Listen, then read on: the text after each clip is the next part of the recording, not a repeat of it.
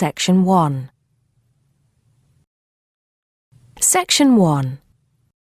A science student inquiring about English courses at a university language centre. You now have 30 seconds to read questions 1 to 7.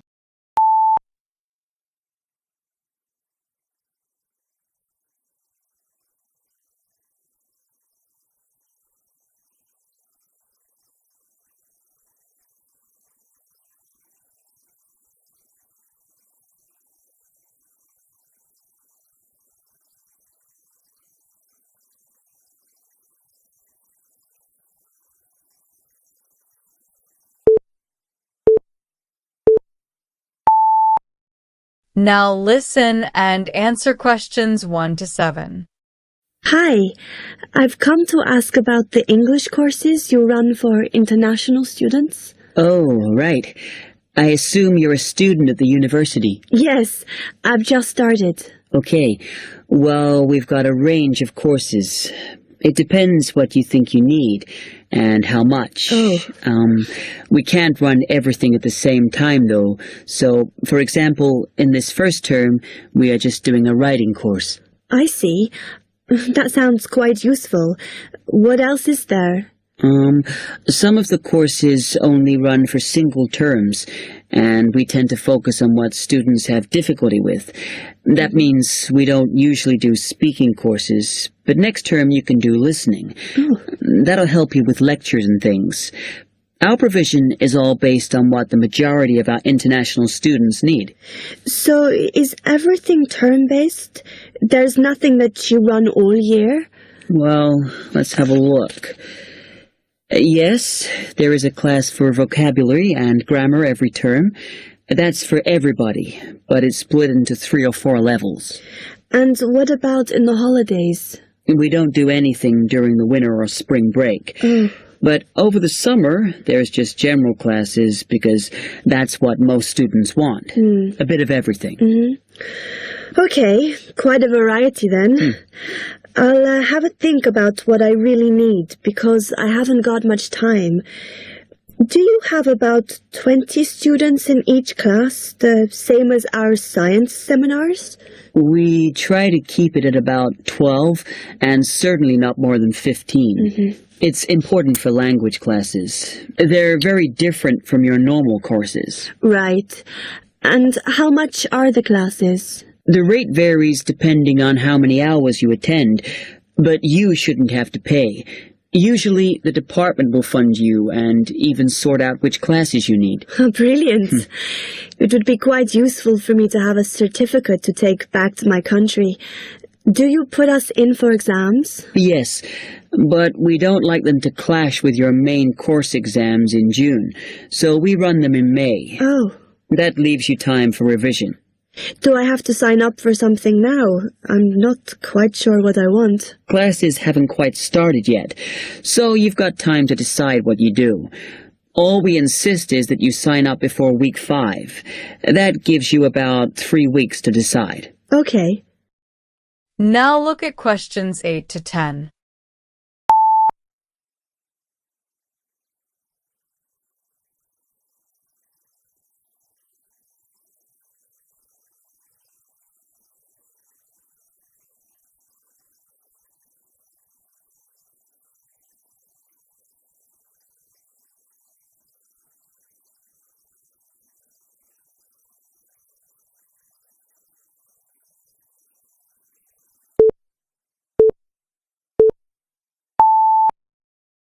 Now listen and answer questions 8 to 10.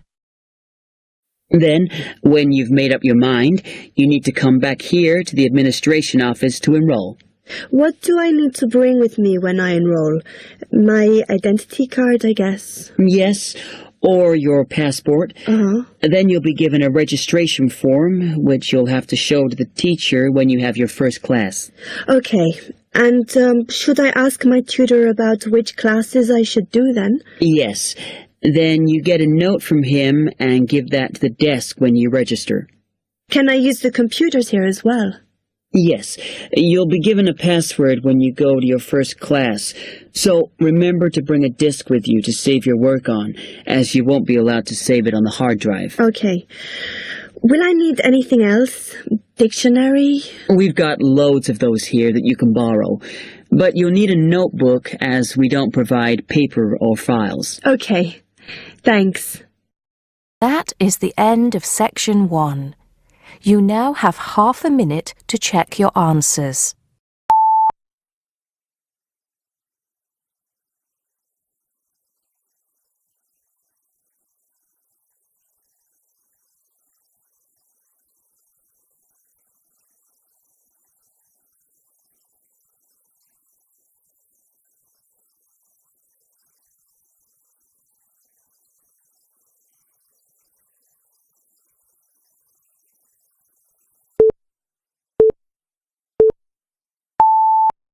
Now turn to Section 2. Section 2. You will hear the Overseas Student Officer talking to some new students about the arrangements for an excursion to Ironbridge. Now look at questions 11 to 15.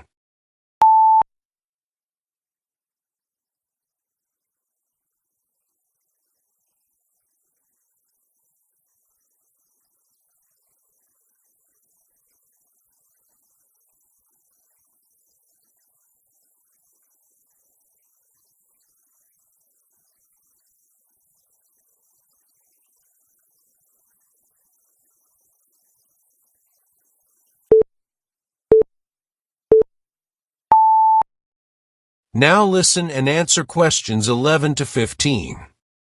Hello everyone, my name is Pamela Sutcliffe and most of you already know that I'm the Overseas Student Officer here at Salopian Technical College. Next Tuesday, the 28th of September, we have arranged an excursion for all new students to the important historical town of Ironbridge. We are hoping you'll all come, because not only is the history of Ironbridge very important and interesting, but also an excursion like this is a relaxed and fun way to get to know each other. Ironbridge is about 55 kilometres from here, and we'll be travelling by the college bus, which holds 40 people. If there are more than that, we'll bring a couple of staff cars as well, though I might ask you to indicate on the list if you have a car and would be willing to take a couple of passengers. The list I'm referring to is up there on the student notice board, and if you would like to come on Tuesday, would you please add your name as soon as possible? By the way, could you please print your name clearly? I know some people have wonderful signatures, but often I'm afraid I can't read them, which can cause problems. So if we need extra transport and you could bring your car, can you tick the car column next to your name? Could you also add your student number and your telephone number, just in case there are any last-minute changes and we have to contact you? The other information I need to give you is about lunch. There's a very nice little restaurant in Ironbridge which gives a 15% discount to the college when we bring groups. That means lunch is only about £4, and they do good vegetarian meals too, so it's usually no problem for those of you on special diets. But if you prefer to eat your own food, that's fine too, either on the bus or in the park. But I'd encourage you to try the restaurant. Now, talking of costs, I should tell you that the bus will only cost you £10, and if you bring your car, we'll pay for the petrol, so you get a free trip in return for driving there.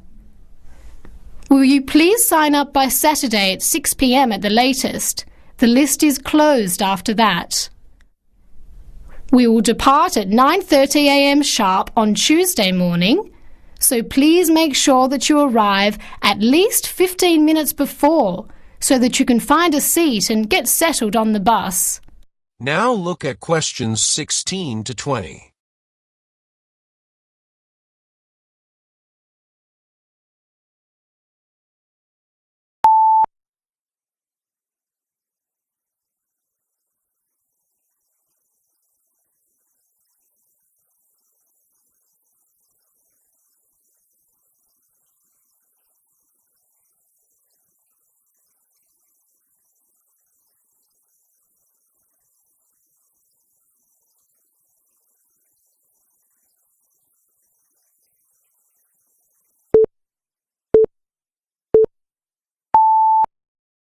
Now listen and answer questions 16 to 20. The college bus garage is behind the engineering workshop. It's quite easy to find. If you come here to the Student Union building, then walk east down the avenue until you get to the childcare centre on your left, and then turn left and walk past the sports centre and the tennis courts, which are both on your left. Cross over Central Square, and opposite you is the engineering workshop. Walk around the back and you'll see the bus. Please wear comfortable shoes, as we'll be walking around Ironbridge and be on our feet for most of the day. Wear a warm jacket, and you might like to bring an umbrella and a backpack to put them in if the weather's warm and sunny, which we hope it will be, but of course we can't guarantee that. Certainly bring your cameras and any snacks or drinks for the bus journey there and back, which should take about an hour and a half each way. You should all check the notice board on Monday, and we'll also put a note in your mailbox to confirm arrangements, so don't forget to check it. Now, why are we visiting Ironbridge? Well, Ironbridge, as the name suggests, has got the original iron bridge. That is, the first ever iron bridge in the world. It was the birthplace of the Industrial Revolution, and for 40 years it led the world, as Britain changed from an agricultural society into an industrial one. It's hard to imagine today that this pretty, sleepy little tourist town was one of the most important places in England for over a century. Just imagine, 200 years ago, people from all over Europe and even North America came to Ironbridge to learn about what was then the latest technology.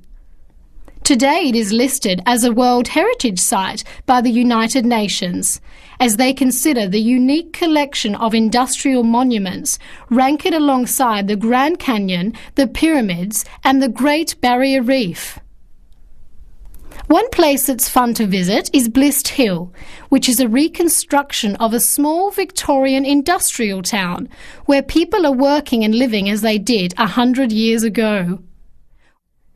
I hope you'll enjoy the day. It's been a very popular excursion in previous years, so I'm looking forward to going again next Tuesday. Now don't forget to put your name on the list as soon as possible. That is the end of section 2. You have half a minute to check your answers.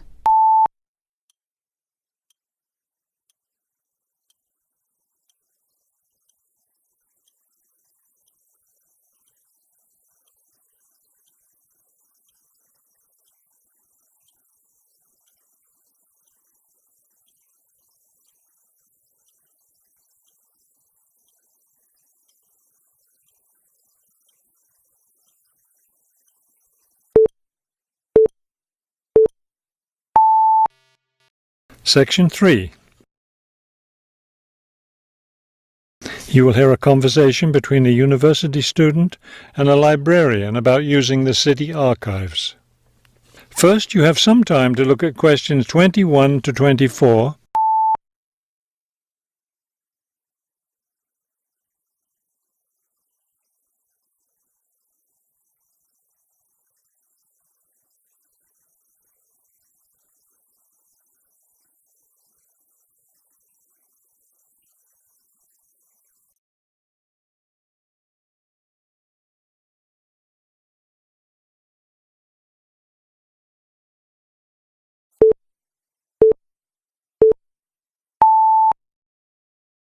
As you listen to the first part of the conversation, answer questions 21 to 24.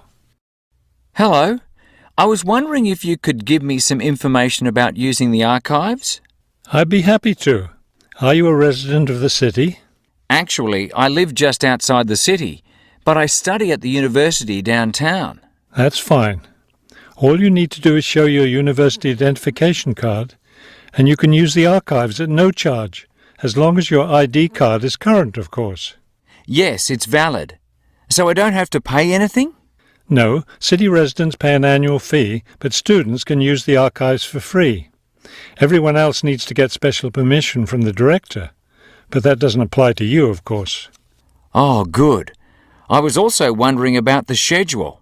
I have classes every day, Monday through Friday, and I also have a part-time job, so I could really only use the archives on weekends. That's not a problem at all. We're open all weekend. Actually, the only day we're closed is Monday, so you can come any day, Tuesday through Sunday. Are you open in the evenings? Yes, we're open from 9:30 in the morning until 8:30 in the evening. That will fit my schedule well. Before you hear the rest of the conversation, you have some time to look at questions 25 to 30.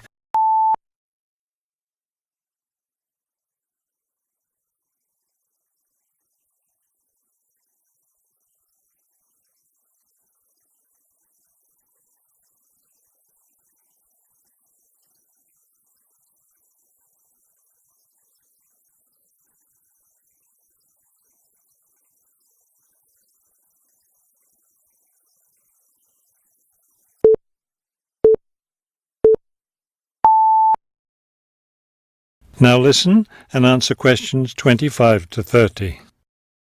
Is there something else I can help you with? Yes. One thing I'll be needing to see for one of my class projects is old photographs. Do you have photographs of the city in the 19th century that I could look at? Yes, we store all the photographs in the basement. Those stairs over there will take you down to the photography collection. Just tell the librarian there what you're interested in, and he'll help you. Those would be 19th century photographs? Yes, the entire collection is there. Now, if you're interested in seeing documents from the 19th century, those are right here on the ground floor. I would like to see some of those documents. Does that collection include newspapers too? No, all the newspapers from the earliest ones in the 18th century up to the current time are on the second floor. Here, let me just give you this map of the archives and you'll be able to find whatever it is you need. Thank you. Oh, I see you have a whole room devoted to maps. Yes, on the third floor. That's great, because one thing I need to do is look at how the city has developed over time.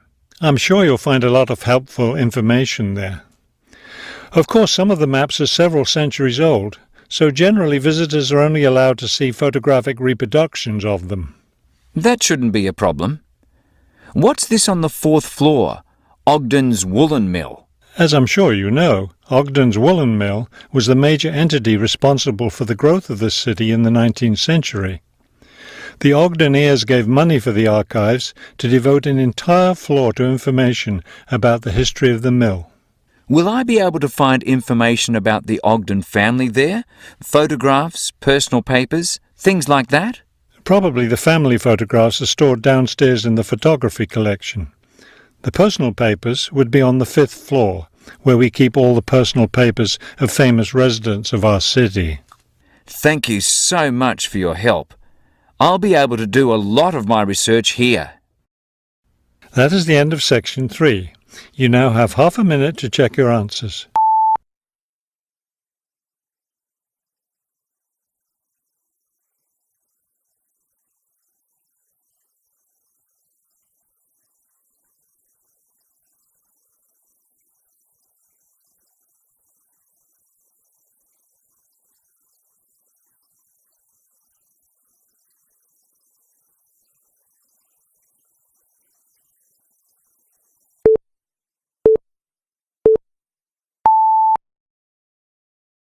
Now turn to Section 4. Section 4. You will hear a student representative explaining the views of the student body about how a large donation to the school should be spent. First, you have some time to look at questions 31 to 37.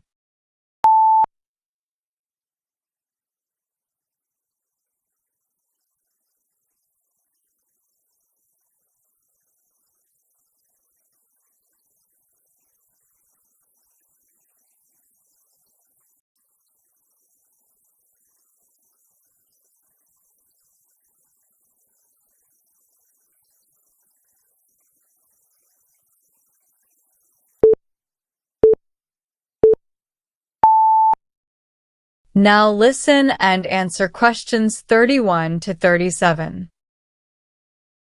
Thank you, Mr. Chairman, for asking the student body about the recent large donation to our school and what it should be spent on. Also, thank you to the rest of the Board of Trustees for letting us have some say over how to improve our university. We know that sometimes students and administration have different priorities regarding the development of the school, but we hope you sincerely consider some of the ideas that are proposed. When the estate of Paul A. Madrib announced that he had left over $50 million to the school, the whole community was quite ecstatic and very grateful for such a generous gift. Since the initial euphoria has passed, though, we have all realized that some tough decisions have to be made. The donation can help fund new projects for the school or improve existing facilities and programs. But there is not enough money to pay for every single idea. That is why the University Senate, through an online survey, asked the student body what ideas they thought were best. The first part of this survey consisted of an open question. Students could list any number of different ideas. The results were then compiled in order to do a second online survey. Ideas that were totally impossible, or those that were jokes, were taken out. All the ideas that consistently came up again and again were put to a vote. We found that the 4 things that came up the most were all pretty different. I will mention them briefly before going over the pros and cons of each of them. In the first part of the survey, we saw over and over again that students wanted to improve the residential dormitories, completely redo the campus dining system, remodel the athletics building, and finally increase funding for research projects and grants, especially for those in science. Obviously, there is not enough money from the donation to pay for all those ideas, so we have to prioritize. Before the talk continues, you have some time to look at questions 38 to 40.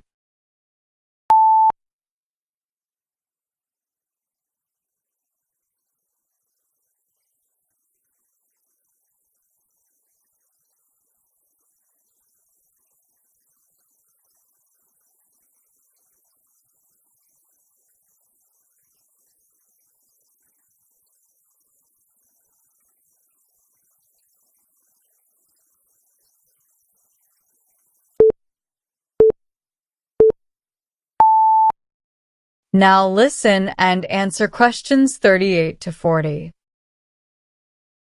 The ideas that got the most votes were improving the residential dormitories and completely redoing the campus dining system. They both got 30% and 28% respectively of students saying that was what most of the money should be spent on. Many of the dorm facilities are quite old and definitely need some repair, particularly the shared bathrooms. Also, students have been complaining for a while that there is not an adequate number of dining facilities on campus, and that the quality of the food at existing places is low. Spending most of the donation in these areas would definitely improve the quality of life on campus. However, a significant minority of the student population, about 40%, does not live on campus. They commute from their homes elsewhere and therefore would not benefit from those improvements.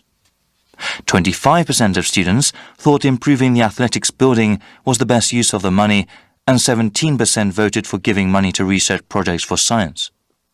There are many people who are attracted to our university because of our athletics programs, so improving the building would improve the reputation of the university. Only a small percentage of students actually ever use the athletics building, however. Though it received the fewest votes, giving money to university research projects has great potential. Any new patents that come about because of that research can possibly earn the school lots of money. That is the end of section 4. You now have half a minute to check your answers.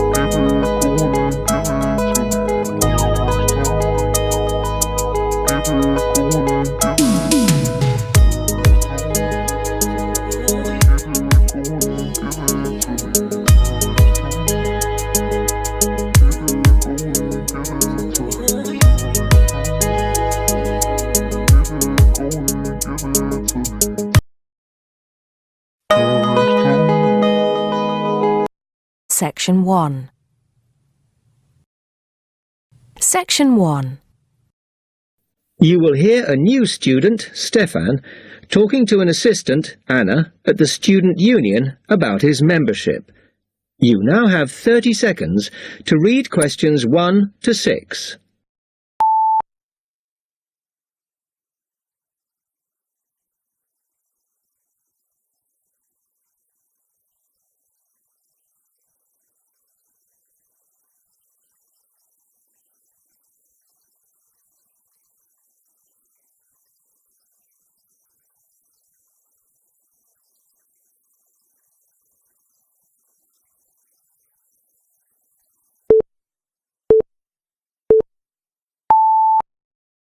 Now listen and answer questions 1 to 6.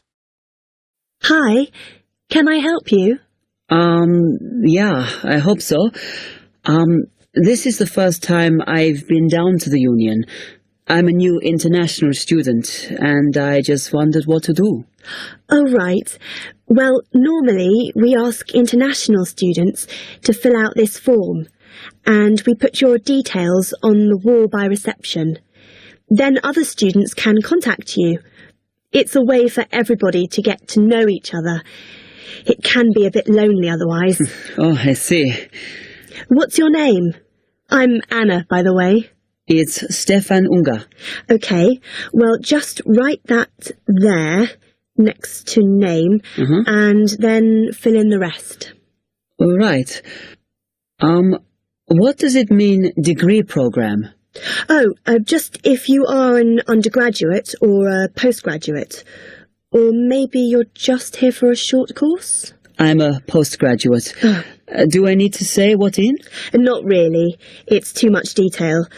But you should put your department, so people who have the same interests or problems as you can get in touch. So I'm studying marine construction, so for department, do I put down the science faculty then? Just your actual department. That must be engineering, no? Oh, I see, yes. Then if you list what you like doing in your free time, not that we ever get any when we're studying, and maybe you can meet up with someone socially, or to join a club or something. Well, I like lots of things. Shall I just list them? My advice is to just put 1 or 2, like football and films or whatever. Otherwise you'll get so many invitations, you won't get any time to work. Okay. I think I'll just list computer games, as that's my big interest. Oh. I haven't played football for ages. I may start to play once I get settled. Now, let's see. Next thing is languages. Yes, we find many of the international students get a bit tired of speaking English all the time. Sometimes they like to speak to someone in their own language. It's up to you. That is a good idea. I presume I don't need to put English down. Oh, no. I put Italian and French. I can only speak German, my mother tongue. OK, well, that's fine. Just put that. What does accommodation mean? Is that my address? We're trying to find similarities between people, and some people live in hall, some are in flats, some are in bedsits. So it helps if you say. I'm in hall, though I'd like to be in a flat, but that won't happen till the end of the first term. Put where you are now. You can always change it later. Then finally, just put your phone number. I haven't really got one. I haven't sorted out a mobile yet. Well, it's going to be difficult for people to contact you then, isn't it? Why don't you put the union one and we'll take messages for you? Okay. It's 02950 659 003. Have you got that? Yes. OK then. You now have 30 seconds to read questions 7 to 10.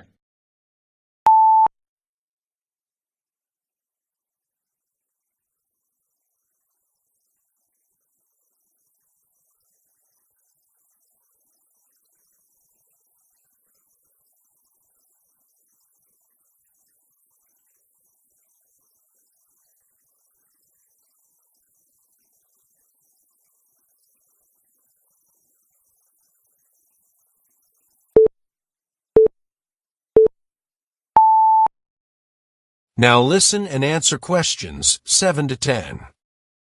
Oh, I had a couple more questions about the services you've got here. It says there's a photocopier here. Yes, you need to get a card from the shop, and then it's available to all students in the mornings. The union uses it after 1 p.m. Okay. I see also the union organizes loads of events. Are they always held here in the union building? It looks big enough. If you're interested in something, you should check the poster or our website. In fact, we normally use the Round Theatre, opposite the conference centre for most events, because the sound system is better. Right, I'll do that. Also, I wanted to hire a van. Can I do that through you? No. You need to present a case, really. They're not just available for hire to anyone. The president said we have to limit who is allowed to hire them. The person you need to see is the transport secretary. She's on the 2nd floor. Okay, thanks. The other thing is, are all the discounts we get with our union card listed on the back of the card? I thought there might be more. No, that's it, I'm afraid. Mainly books, clothes and music. Though we are currently negotiating to get one on newspapers, so that should be valid from next term. Okay, thanks a lot for your help. That is the end of section 1. You now have half a minute to check your answers.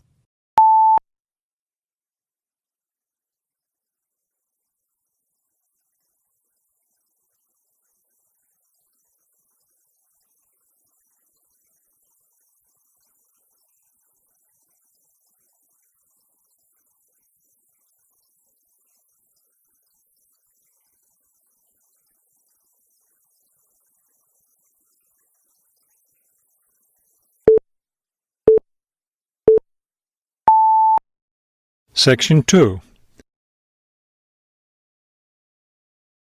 You will hear a tour guide giving information about a shopping district. First, you have some time to look at questions 11 to 15.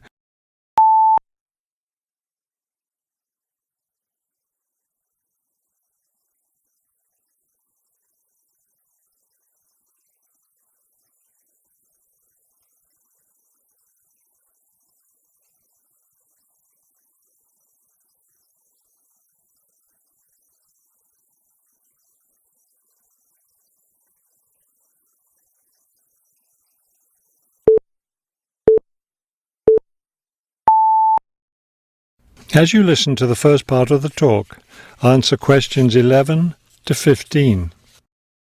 This afternoon, we'll visit the city's shopping district. Several blocks in the area are closed to car traffic, and I know you'll enjoy walking around there. I'd like to give you an overview of the district now, since you'll be on your own once we get there. You'll see on this map here that the shopping district consists of 2 streets, Pear Street, which runs north and south, and Cherry Street, which crosses Pear Street right here. Let's start our tour here on Pear Street, where the star is. This star marks the Harbor View bookstore. It's very popular among locals as well as tourists. You can buy a range of books of local interest, as well as a variety of magazines and newspapers. It's directly across the street from the city library, which is also worth a visit. It's in one of the oldest buildings in the city and contains, among other things, an interesting collection of rare books. Now, moving up Pear from the bookstore toward Cherry, the next building on the left is the Pear Cafe.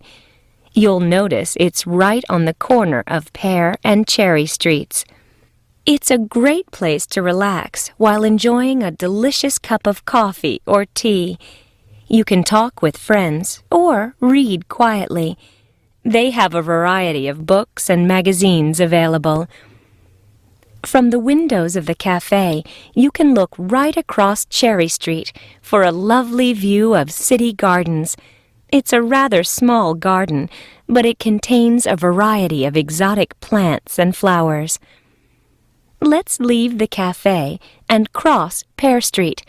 On the opposite corner, we're at Caldwell's clothing store, which you might also want to visit. They sell both men's and women's fashions from countries around the world. Continuing down Cherry Street, the next building on the right after Caldwell's is the souvenir shop.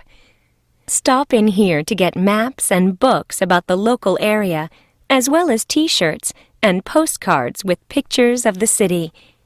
Now, we cross Cherry Street and we're at the Art Gallery, one building down from the corner. Here you can see, and of course purchase, many fine paintings and sculptures by local artists. Let's keep going down Cherry Street toward the harbor. On the left, right after the gallery, is Harbor Park. It's a lovely place, and it's certainly worth spending some time there. Before you hear the rest of the talk, you have some time to look at questions 16 to 20.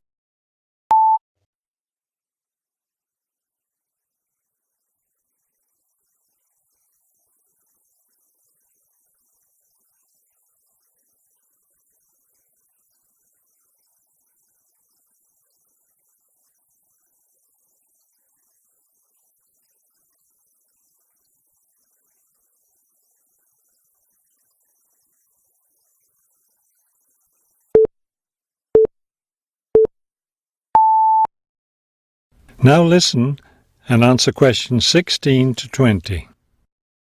Harbor Park was built on land donated to the city by Captain Jones, a lifelong resident of this city. Captain Jones designed the park himself, and it was built in 1876.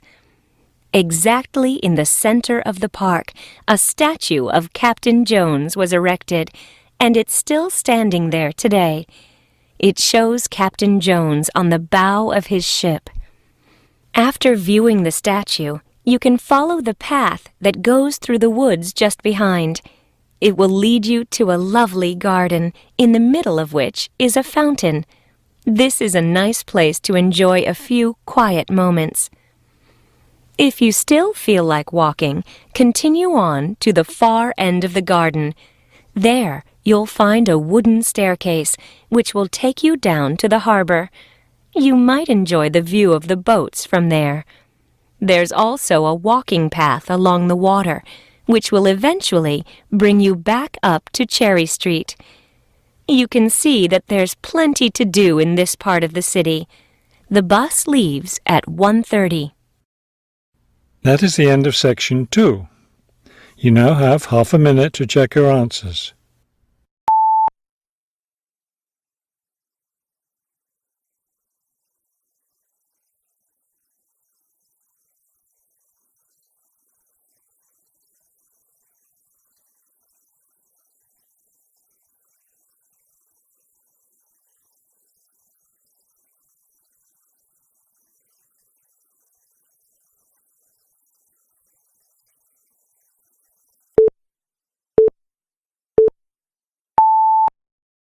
Now turn to Section 3.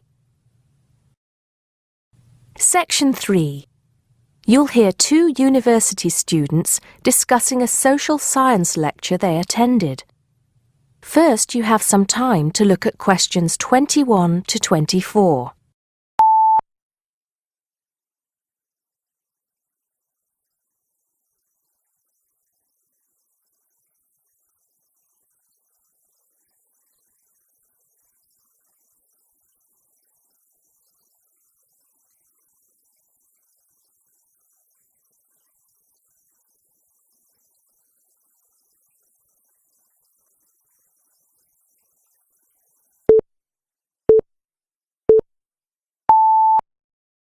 Now listen carefully and answer questions 21 to 24. Did you go to the first social science lecture yesterday? Yeah. Didn't you see me there? No. I was trying so hard to understand the lecturer. What didn't you understand? A lot of it, really. For example, he said we needed to study history as part of the course, but I didn't get why. You probably missed it. He said early on that we need to learn from our past mistakes. Right. But he also said we need to put ourselves in the place of our ancestors. Why is that? I think the point is that it's not enough to know how they lived and what they did. We need to know what they thought. I see. And I've written transferable skills in my notes next, but I have no idea what that means. If you study social science, you learn skills that you can use in a job. Oh, right. Is that all? Okay, but why is that? The point he made was that in studying social science, you use a flexible and adaptable approach to learning. Before you hear the rest of the conversation, you have some time to look at questions 25 to 30.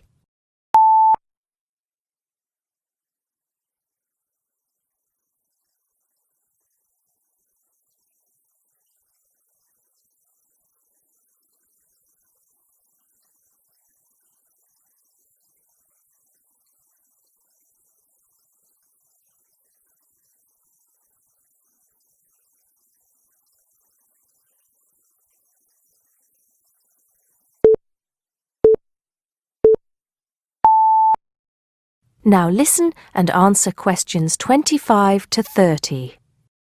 He also kept mentioning all the other subjects we will need to study as part of the course. I didn't write them all down, did you? Some of them. I think I can make sense of my notes. The first one was anthropology, which he said would cover prehistory and archaeology as well. Okay. Then there's economics. I wrote down that this was not meant to mean that we will spend all our time looking at economic theory, but more that we need to see how humans behave. That's good. I don't think I could handle economic theory. He said something about education too, didn't he? Yeah. He said we'll be looking at how cultural information is handed down from one generation to the next through teaching children. He said we'd be focusing on geography too, but I can't really remember which aspects. Can you? I noted it down, I think. Here we are, yes, particularly in relation to urban planning. It's law that I got confused about. I didn't understand why he linked that to economics. I think he meant that laws affect the way wealth is distributed. That makes sense. Now, what are the science wars? Okay, I did get that. The science wars are about how social science collects information. In sociology and social work, and in social science generally, they can only study patterns of behavior and observe. If you compare that to the way scientists work in physics or chemistry, it's very different because they use specific experiments that can be tested and which give concrete answers.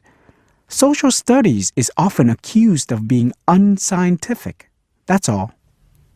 Okay. But it still looks like a good course, doesn't it? You don't have any regrets, do you? None at all. I'm looking forward to it. That is the end of section 3. You now have half a minute to check your answers.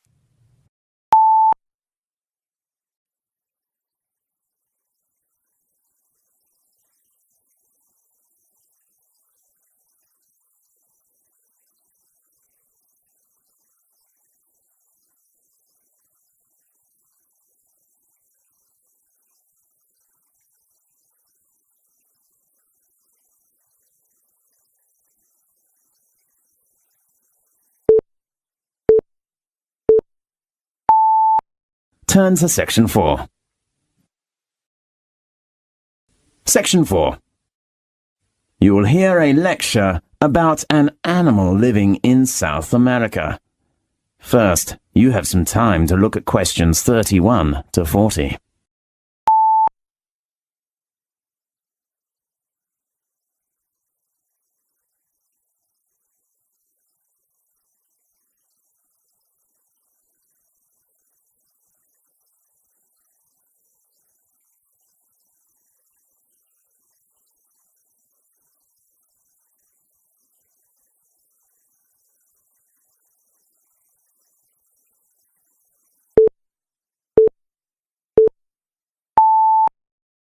Now listen carefully and answer questions 31 to 40. Welcome to Magic Animal Time. Today I'd like to give you an introduction to a magic animal called sloth. Native to Central and South American rainforests, the sloth is the slowest animal on Earth. It needs 12 seconds to finish one step, even slower than a tortoise. Algae grows on its brown furry back because of its inactive lifestyle. Even the fur of sloths is adapted to their lifestyle. Sloths usually hang upside down, so their stiff, wiry fur grows differently from the coats of most mammals. Horses' hair, for example, grows from the back, so rainwater will run off. Below this tough top layer, a dense downy layer of hair provides additional protection from pesky insects. The greenish cast of the sloth's shaggy fur is caused by symbiotic algae that grow in grooves running along the length of each of the mammal's outer hairs. The sloth hosts the algae, and the algae return the favor by providing nutrition that the sloth either ingests by licking its fur or absorbs through the skin. The grayish-green color makes the sloth look just like a clump of dry leaves hanging from a branch. The perfect jungle camouflage. And the longer a sloth lives, the greener it gets. Sloths have a short and flat head, a snout that is short in length, big round eyes, long tree-climbing legs, a stubby tail, and small ears. And though some have called them ugly, they have the cutest face that looks like they're always smiling, just like a koala in Australia. Sloths spend most of the day sleeping, curling up in a tree notch or hanging from a branch with all four legs closed together, their heads tucked between their front legs. People seldom see them much move, even when they are awake. Only at feeding time, sloths move more slowly and carefully, hand over and through the treetops, searching for leaves, fruits, and twigs. They even mate and give birth while suspended from their long, curved claws. Sometimes a sloth will die, hanging upside down from a tree limb, and remain so after death until they decompose or are forcibly removed. Why do sloths have such an unusual lifestyle? It's the strategy they evolved to survive as tree-dwelling plant eaters in a place with many predators. Most domestic herbivores, such as cattle, horse, and sheep, graze all day long. Because they feed on nutrient-poor vegetation, they must eat almost constantly. Sloths are also classified as herbivores, and their diets are also low in nutrition. But rather than munching all day long, they have become masters at conserving energy. As any athlete knows, maintaining muscle requires large quantities of food energy, far more than a sloth's vegetarian diet can provide. Sloths are relatively inactive and usually spend most of their day hanging upside down, so they can get by with half as much muscle mass as similar-sized mammals. Hence, they don't need to eat too much. In addition, because of heavy muscle, sloths weigh far less than other mammals.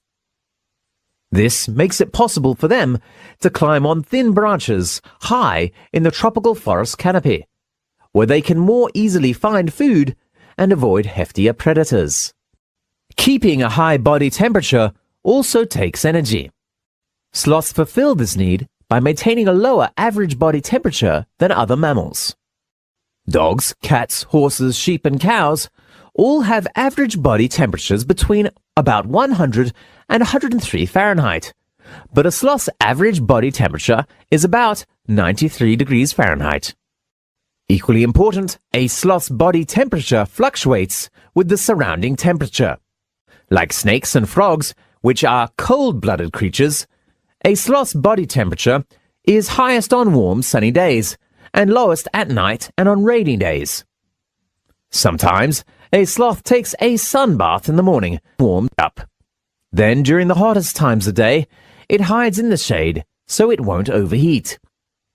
During a 24-hour period, a sloth's body temperature may vary as much as 10 degrees Fahrenheit.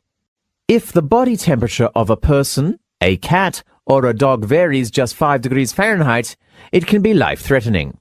Because sloths have difficulty moving over land, they spend most of their time in the trees. They can get just about everything they need high above the forest floor, even water, which comes from eating juicy leaves and licking up drops of morning dew. Short bursts of feeding, followed by long periods of inactivity, make sloths less vulnerable to large raptors, such as harpy eagles and other carnivores, such as ocelots. As long as sloths remain perfectly quiet and still, they're nearly impossible to detect. At feeding time, a sloth reaches out, grabs an overhead branch with its flexible feet, and tugs until the food is within reach of its long tongue. After pulling the vegetation into its mouth, the sloth clips the leaves with its hard, tough lips and slowly grinds them with a large, peg-like teeth. A sloth digests its food just as it does everything else, very slowly.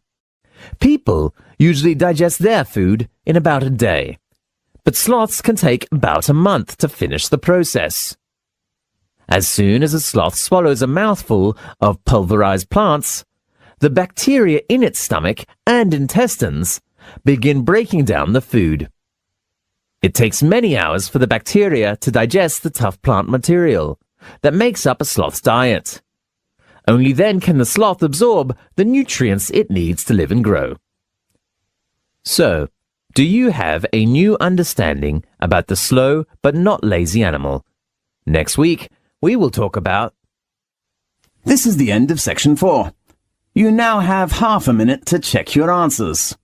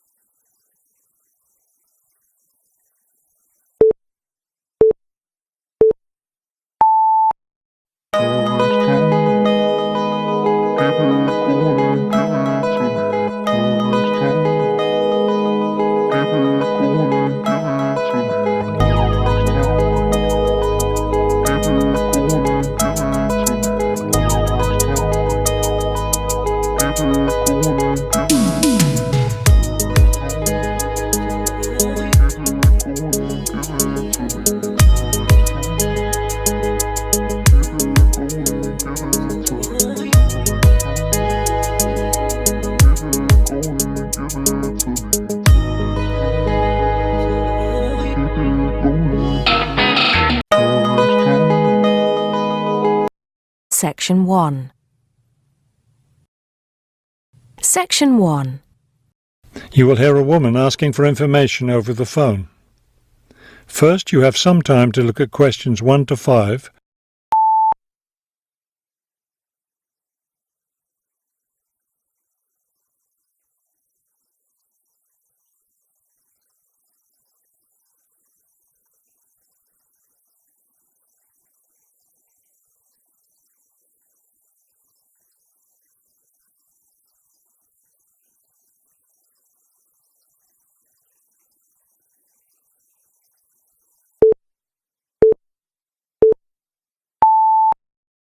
Now we shall begin. You should answer the questions as you listen, because you will not hear the recording a second time. Listen carefully and answer questions 1 to 5. Good afternoon, Plainfield Community Centre. Yes, hi. I'm new in town, and I was curious about the services the community centre has to offer. We offer a variety of recreational activities. What were you interested in particular? Well, everything, I guess. Okay, let's start with kids. I have a teenage son. What activities do you have for teens? Right now, during the school year, we have tutoring sessions for children and teens in all subjects. That would be good. He needs help with algebra. We can certainly help with that. Just have him come by any Wednesday or Saturday afternoon. That's when the tutoring sessions are scheduled. Fantastic! What about sports? Do you have sports activities for teens? We have tennis lessons on Sunday mornings for teens and Sunday afternoon for adults. I don't think my son would like that, but my husband might. For myself, I'd be more interested in yoga. Do you offer yoga classes? We do. Our yoga classes take place on Tuesday and Thursday evenings. We divide it up into several groups, so there's one class for younger children, one for teens, and one for adults. Really? I doubt my husband and son would be interested, but I'd like to sign up for yoga. I also like reading. Do you have any book clubs? We have one just about to start. The first meeting will be next Friday morning. It will focus on early 20th century novels. Too bad it's Friday morning. I think my son would enjoy it, but of course he's in school at that time. Well, actually, that book club is for adults only. We may start one up for teens next summer, but we have nothing for that age group right now. Oh well, I suppose he has enough to keep him busy for now. Now, what about fees? Do these classes and activities cost anything? Before you hear the rest of the conversation, you have some time to look at questions 6 to 10.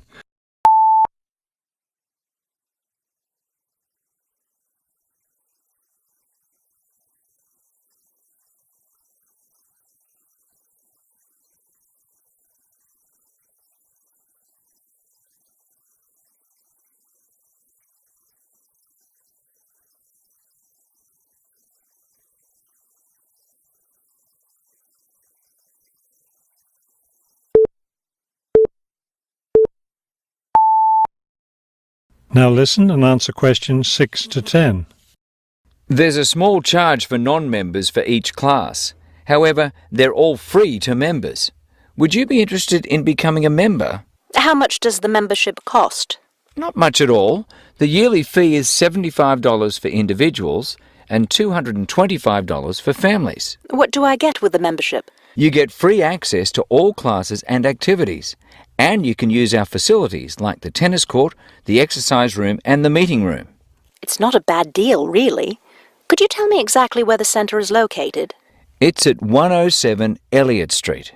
Is that Elliot with 2 L's or 1 L? 1 L. E-L-I-O-T. It's right downtown. I think I know where it is. Do you have free parking? Yes. You can park just across the street. There's a garage there. That sounds easy enough. Maybe I'll come in one day next week and sign up for some classes. That would be fine. But don't come on Monday because we're closed that day. We're open Tuesday through Sunday. Oh, thanks for telling me. Maybe I'll stop in on Tuesday then. Can I pay for the classes with a personal cheque? We accept cheques and credit cards. Okay, thank you very much. You've been very helpful. That is the end of section 1. You now have half a minute to check your answers.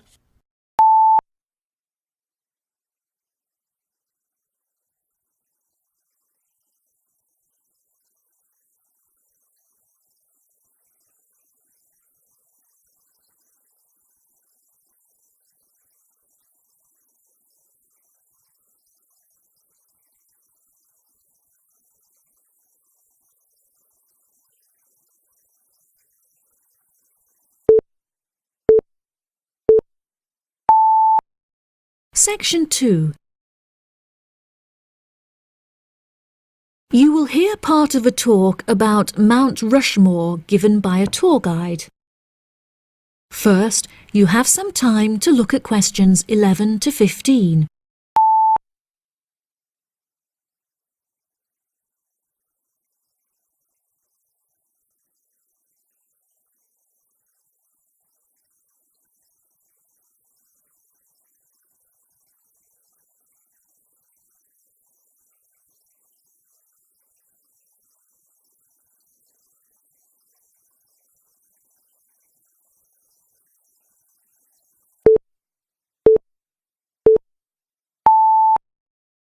Now listen carefully and answer questions 11 to 15.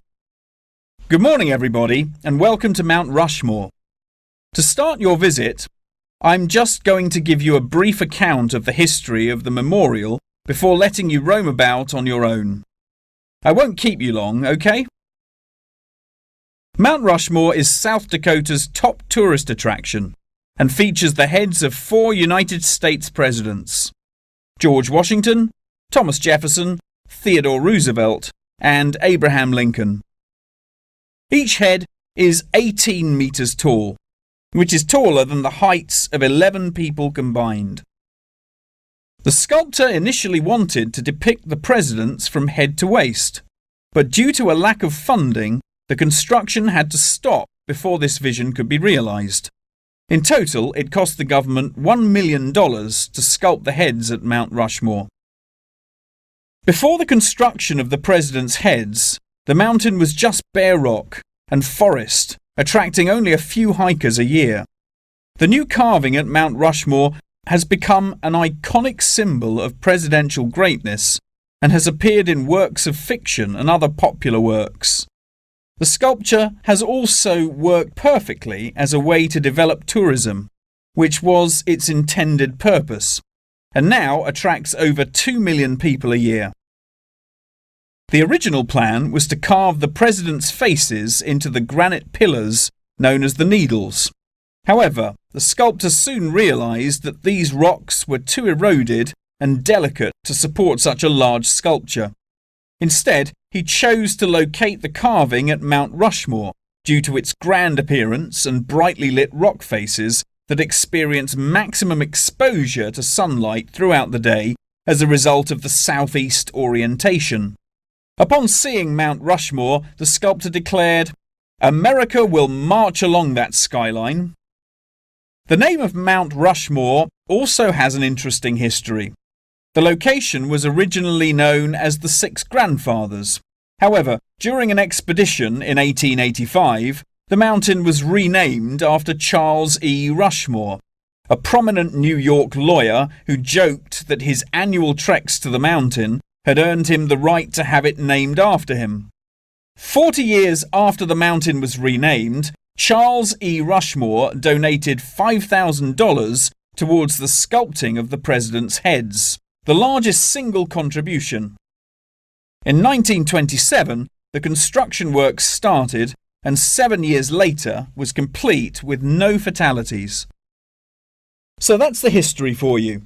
If you'd like any more information, please feel free to ask me questions, or you can soak up the information from our fantastic guidebook.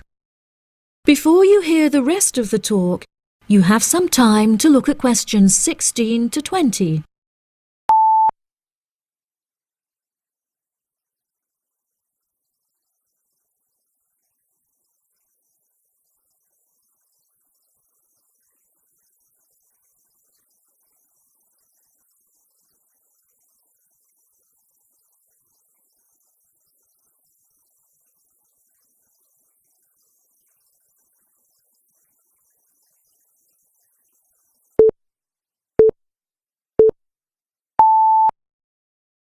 Now listen and answer questions 16 to 20.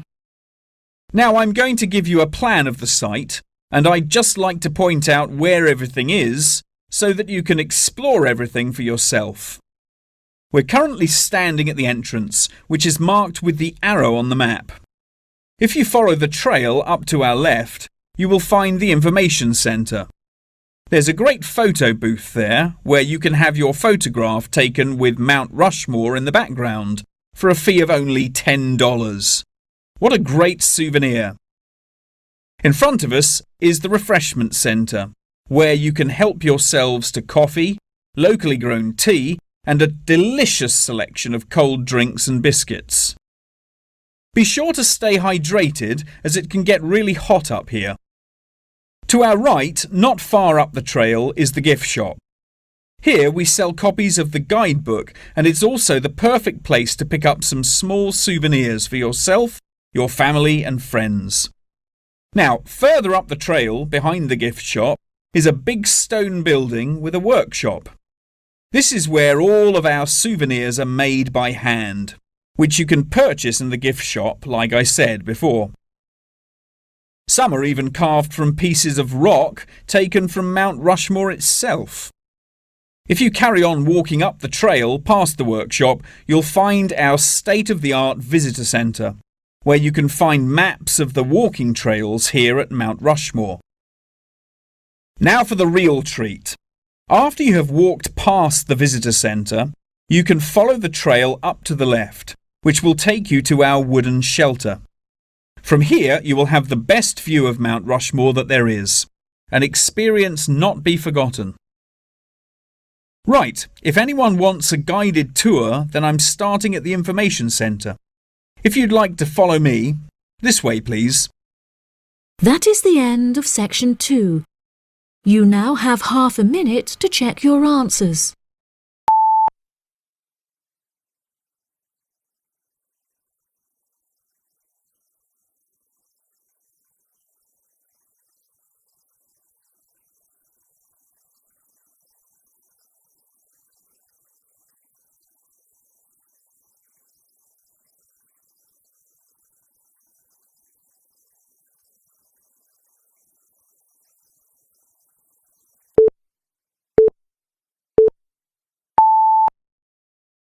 Section 3. You will hear Tom and Annie, 2 students, talking with their professor about the assignment. First, you have some time to look at questions 21 to 26.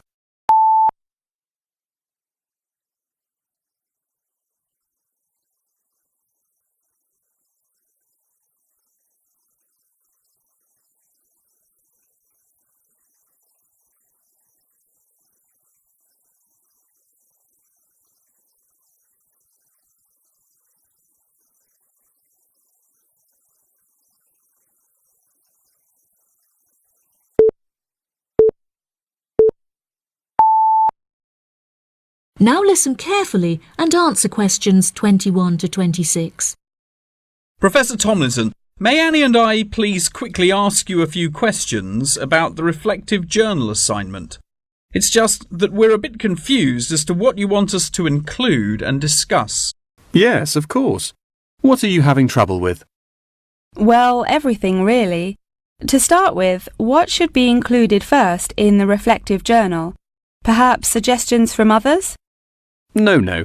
Firstly, you should include the study goals you set yourself at the beginning of the module. This section should have been discussed in some detail towards the beginning of the course by Professor May. You should be able to find her suggestions on the slides she has provided the class online. OK, thank you, Professor. Could I also trouble you to take a brief look at my bibliography and footnotes? I feel like they're missing something. Most of our friends' bibliographies are longer. Well, looking at this, Annie, I can see that you have used a wide range of resources, which shows that you have made effective use of communication technology. As far as I can tell, you need not make any changes to this, although you might want to double-check that your referencing complies with the Harvard referencing style regulations. Oh, I'm very surprised you've said that. Thank you. Now I can set my mind at ease. Tom, you said you wanted to ask the professor about the achievements section.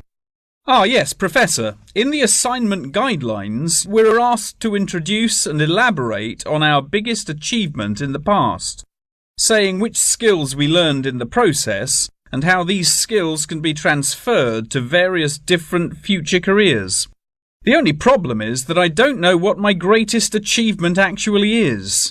I've only ever worked as a waiter in a hotel restaurant during the summer holidays from university. If you worked as a waiter in a hotel restaurant, you're bound to have worked with other waiters as part of a team.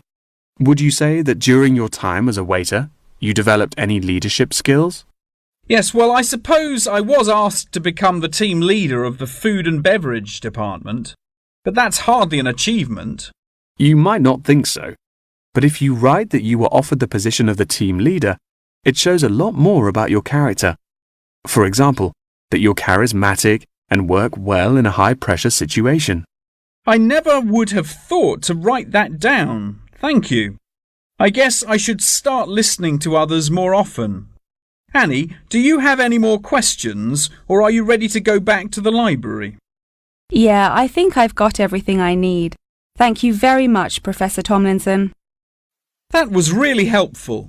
I'm actually starting to look forward to writing this now, and it should be a really useful exercise to prepare us for writing CVs and applying for jobs. It's shocking how bad I am at identifying my strengths and weaknesses. Professor Tomlinson has shown me that I definitely need to start displaying some self-awareness. Yeah, Tom, you really do. You're always so modest. Modesty is great until it comes to applying for jobs. Before you hear the rest of the conversation, you have some time to look at questions 27 to 30.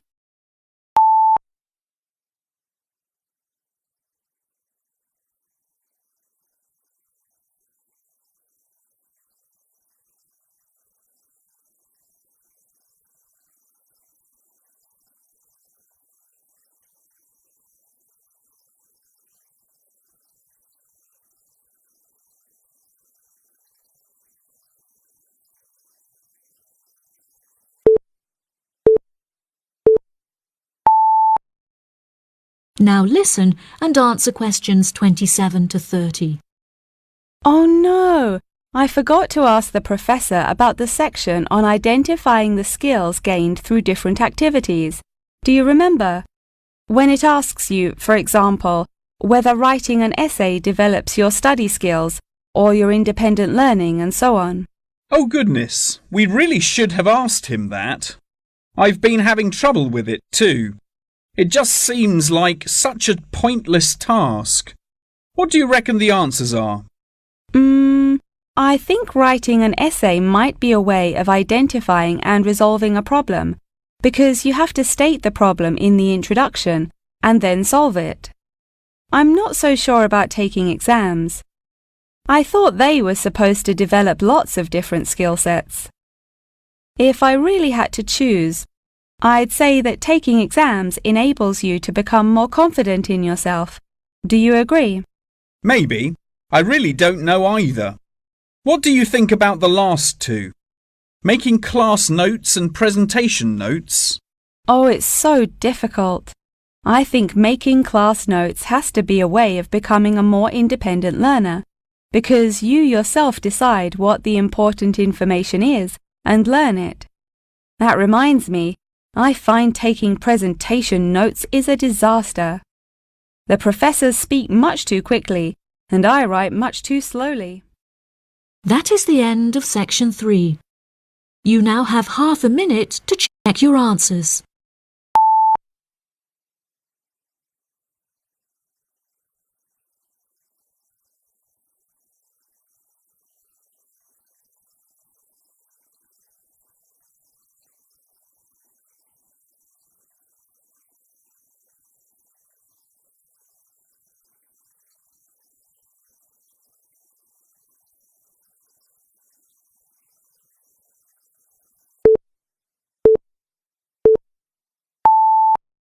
Now turn to Section 4. Section 4. You'll hear a talk given by a foreign correspondent. Now look at questions 31 to 37.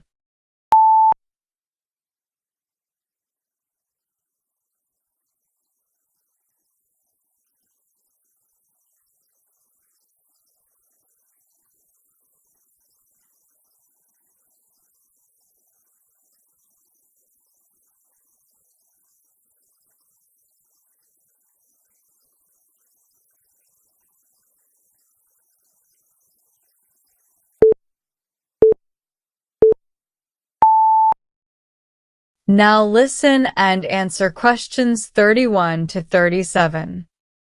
Good evening.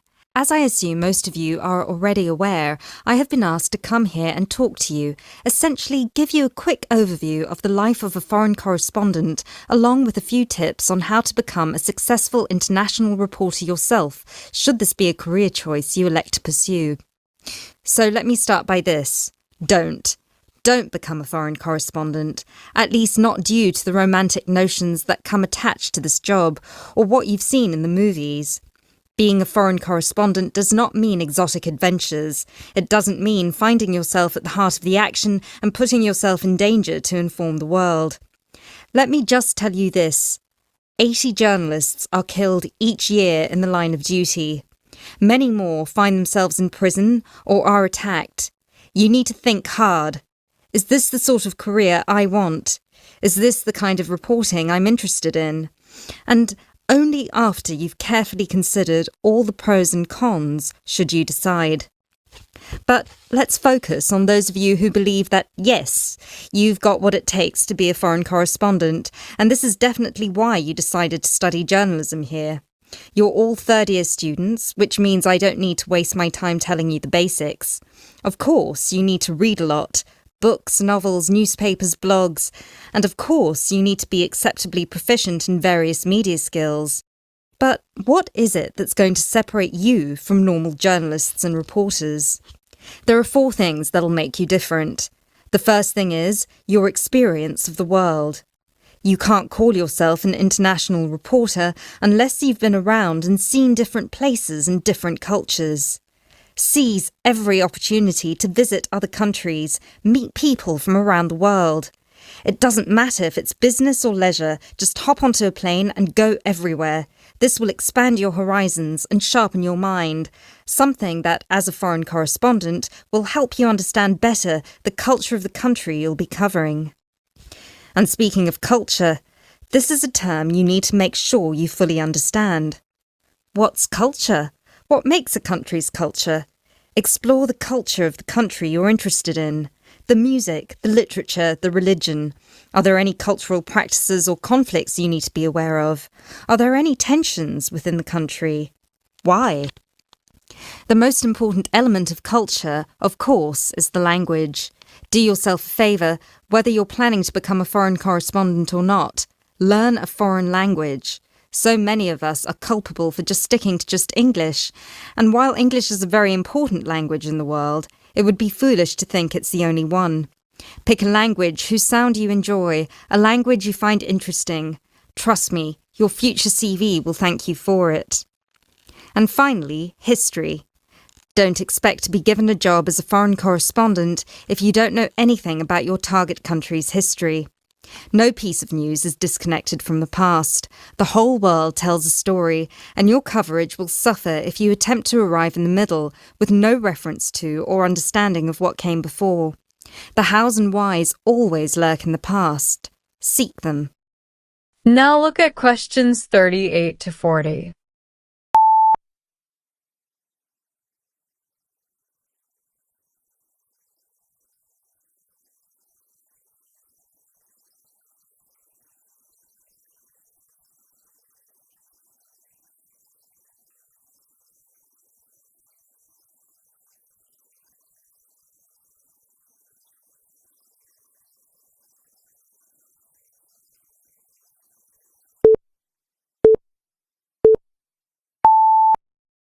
Now listen and answer questions 38 to 40. Now, there's something else you need to understand. The world of international journalism is changing, like every other industry, due to the internet. The arrival of globalization brought with it a whole new set of rules, and you'll do well to comprehend what they mean for you. Unfortunately, gone are the days when a newspaper would hire you and deploy you to a country. Increasingly, newspapers around the world are beginning to favour freelance journalism, offering opportunities to local reporters with the necessary chutzpah and an understanding of the zeitgeist in their region. What this means for you is that you won't just have to start at the bottom. If you want to sustain yourself as an international reporter, you'll also have to pursue many different avenues at once. You'll need to persevere and push and build contacts everywhere. An old student of mine, a terrible student at university, but an incredibly intelligent woman, she came to find me at a conference that was recently held in Yemen, where I delivered a speech on the future of journalism. She was working for 3 different newspapers as a freelance foreign correspondent, one of them The Times, and she told me that the one piece of advice I gave her that stayed with her and helped her with her career was this: don't be afraid to fail. It will happen over and over again. It's how you deal with it that matters most. So keep this with you, this one piece of advice. Oh, and don't forget, your passports need to be kept current at all times. Thank you very much for listening. That is the end of section 4. You now have half a minute to check your answers.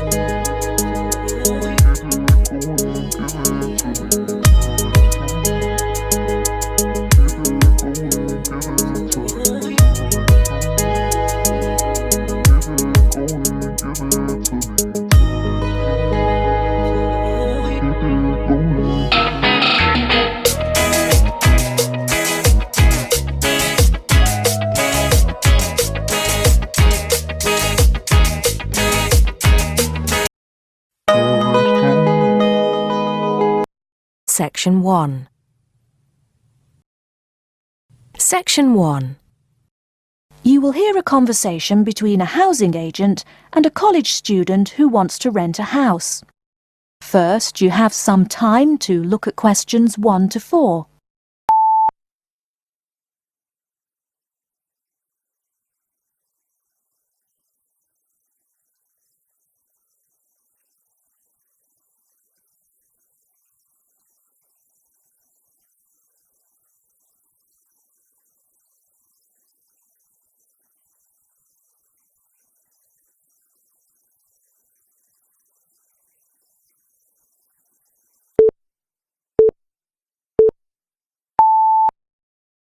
Now we shall begin. You should answer the questions as you listen, because you will not hear the recording a second time. Listen carefully and answer questions 1 to 4. Good afternoon and welcome to Habitat Hunters. You must be Joseph. Yes, that's right. You said on the phone that I could come by at 2 o'clock. Sorry, I'm a little early. No problem at all. In Calgary's market, you have to move fast if you want a good apartment. Actually, I'd settle for almost anything. I've been here 10 days and the hotel is ruining me. My father has me on a strict budget. Sit right down here now, sir. Let's talk a little about the places before we go have a look. Now, we have 4 apartments available. Okay. Could you tell me more about those 4 apartments? Sure. The first one is on Beetle Road, just a block off campus. It's a 3-bedroom with a bathroom and a living room and a great Italian restaurant right next to it. How much? Well, it's $435 a month, including internet and utilities. Okay, that sounds reasonable. Any drawbacks to the house? There's a really big garden, but it hasn't been taken care of over the years and is just too big to clean up nicely. That sounds okay. Tell me about the next option. The other 3-bedroom apartment is on Oakington Avenue on campus. It is right near the building where you have classes, and the kitchen and living room are newly furnished. Wow, that sounds like a pretty good option. Well, it is a cool apartment, but since it's a dormitory, the living room, bathroom, kitchen and washing machine are all shared. It would be nice not to have to buy living room furniture, though. And how much is this one? $400 per month for a bedroom with an air conditioner. For a bedroom without an air conditioner, you would pay less, $340 for it. Yikes. Even with the air conditioner, it sounds really inconvenient to have to share facilities. I'll never cook if I have to walk down the hall to use the kitchen. Yeah, that's true. Before you hear the rest of the conversation, you have some time to look at questions 5 to 10.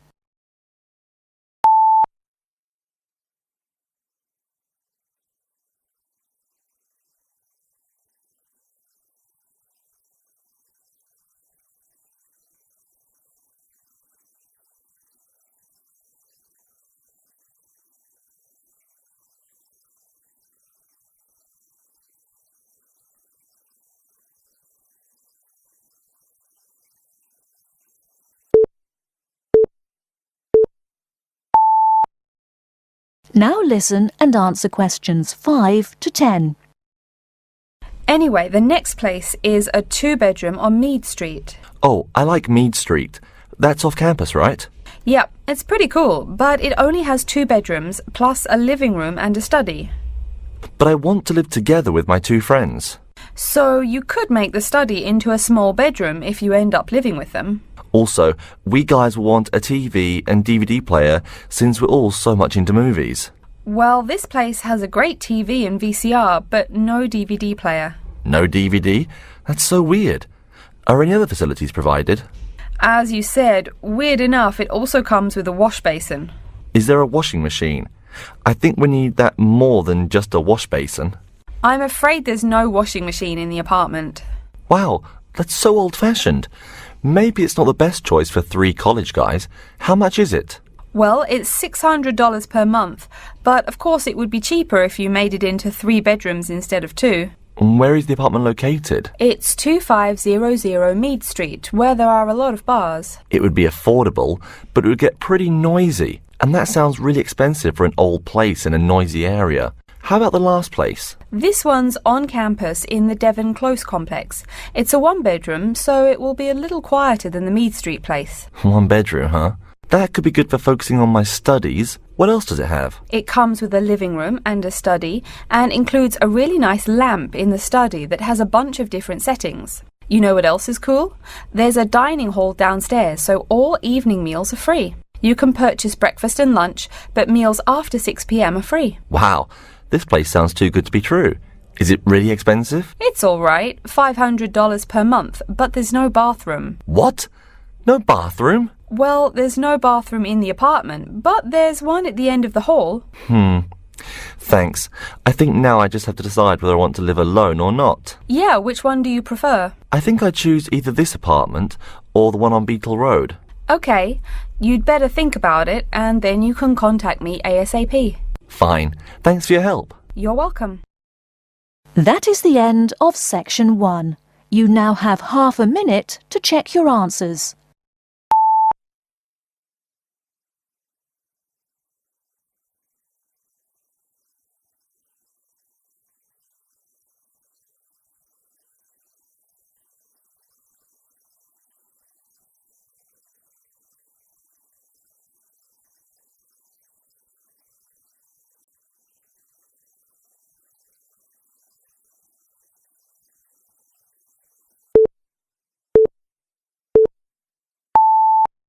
Now turn to section 2. Section 2.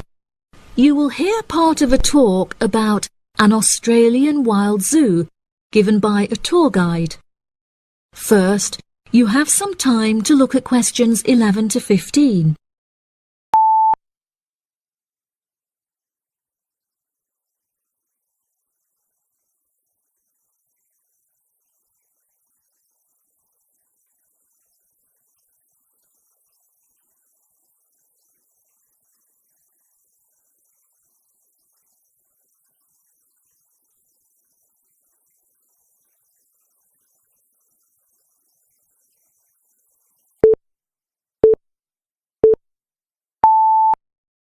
Now listen carefully and answer questions 11 to 15.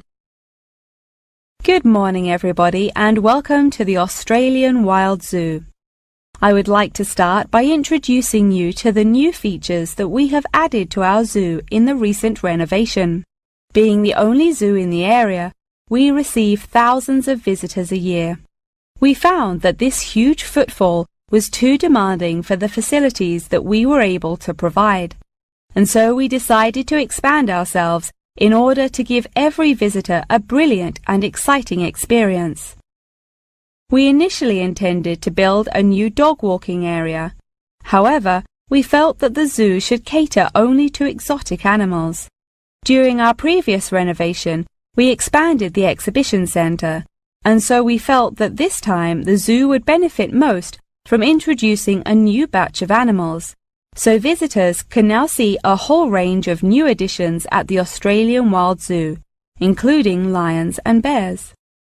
With this huge improvement to our facilities, we also found it necessary to change our regulations, which we put into action in June. We now allow visitors access to the zoo during weekdays, and as some of our newly added animals are nocturnal, guests may also now visit the animals late at night. Unfortunately, some visitors had started feeding the animals during these late-night viewing times, which disrupted their feeding pattern, and as a result, we had to ban food in the viewing areas. One of our most exciting additions to the zoo is our native kangaroo, who we have named Frisbee. For a fee of just $5, visitors can have their photo taken with him and have it printed onto a selection of items such as keyrings and mugs. At first, visitors were also allowed to feed Frisbee items that we provided, such as carrots and leaves. However, some guests started feeding him hamburgers and chips, so we were forced to forbid visitors from feeding him. As kangaroos are such calm animals, Frisbee isn't disturbed by the noises and shouting of visitors at the zoo, which has helped him to settle in at his new home very quickly. The Pie Dog Zone has been permanently closed throughout the winter period to allow the dogs to hibernate as they would in their natural habitat. We were very excited to be reopening the zone. However, unfortunately, we have been forced to close it temporarily as the result of a broken fence, which will take about 1 week to fix. We were intending to renovate the zone with the other construction that we were undertaking, but unfortunately we did not have sufficient funds. We understand that this temporary closure may disappoint our visitors, and so we have decided to offer a discounted price on our tickets for the next week. If you ask at the reception desk, they will happily direct you to the photo shop where you can purchase the ticket. The ticket will also entitle you to a 10% discount off any item in our gift shop, where we sell a range of items including postcards and fluffy toys. Before you hear the rest of the talk, you have some time to look at questions 16 to 20.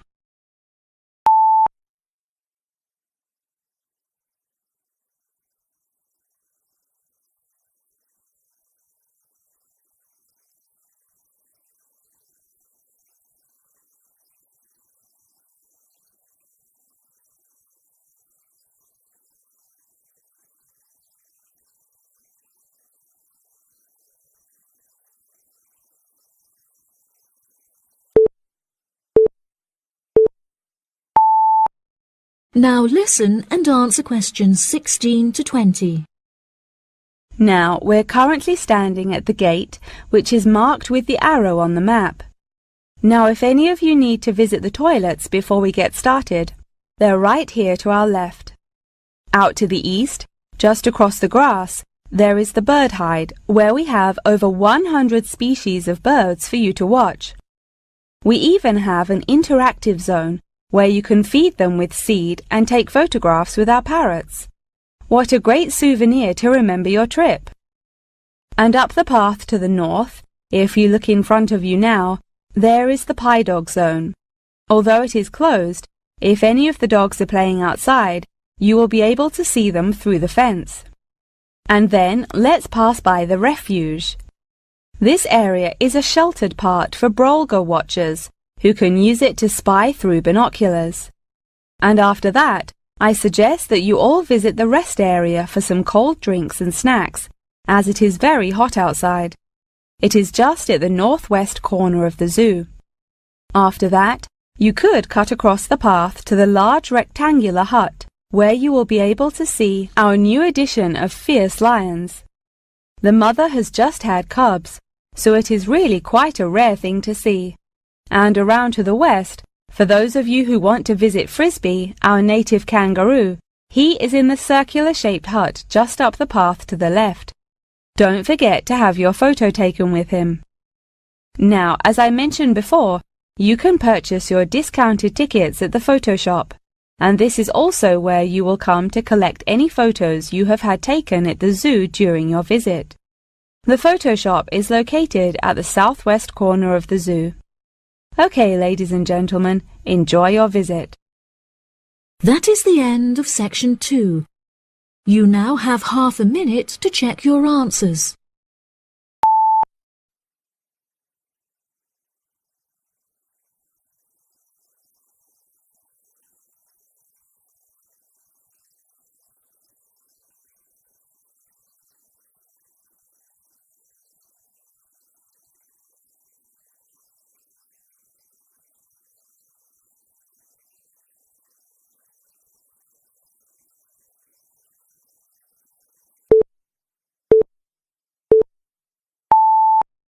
Now turn to Section 3. Section 3. You will hear a conversation between a prospective student and a university advisor about applying to enter the university. First, you have some time to look at questions 21 to 23.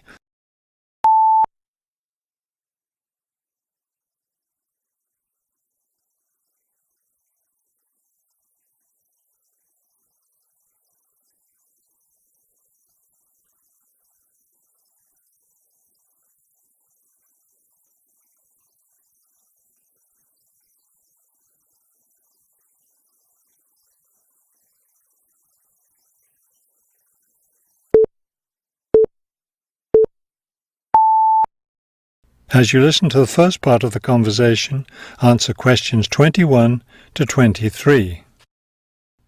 I'm interested in entering your business administration program, and I'd like some information on how to apply. I'm a little concerned because I've been out of school for a number of years. That could actually work to your advantage.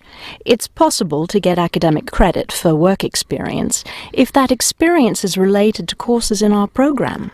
I've been working in business for several years. How would I get academic credit for that? First, you'll need to read the university catalogue to see if any of the course descriptions match your specific job experience. For example, if you've worked in accounting, you may be able to get credit for an accounting course. So then what would I do? You would write a summary of your work experience, relating it to specific courses we offer. Submit that to the admissions office with a letter from your work supervisor confirming your experience. Before you hear the rest of the conversation, you have some time to look at questions 24 to 30.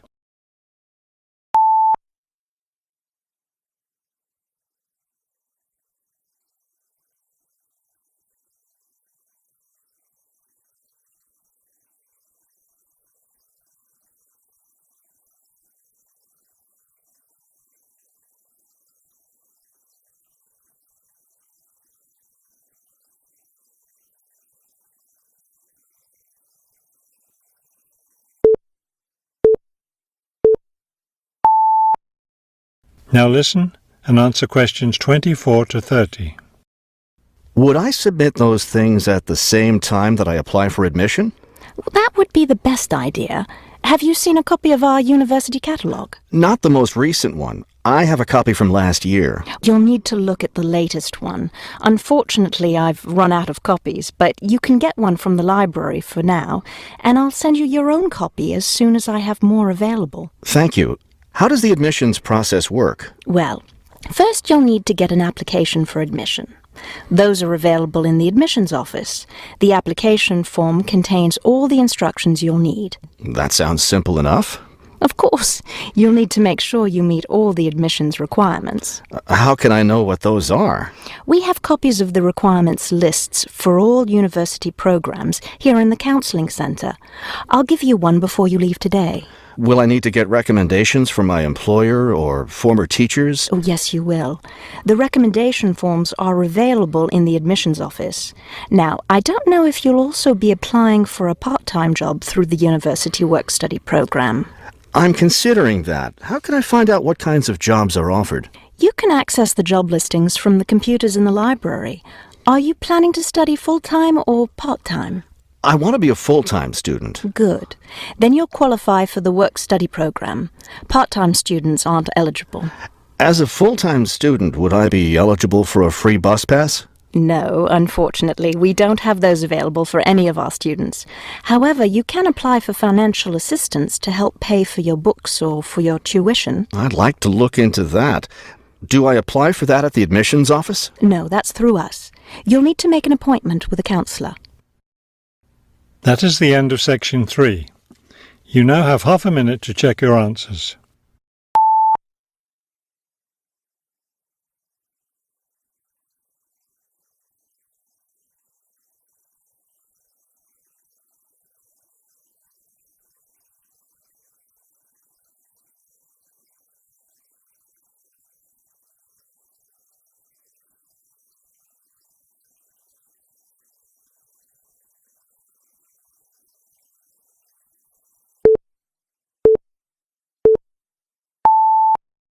Now turn to section 4. Section 4. You are going to hear a short talk about the banks in Britain. As you listen, complete the statements below. First, you have some time to look at questions 31 to 40.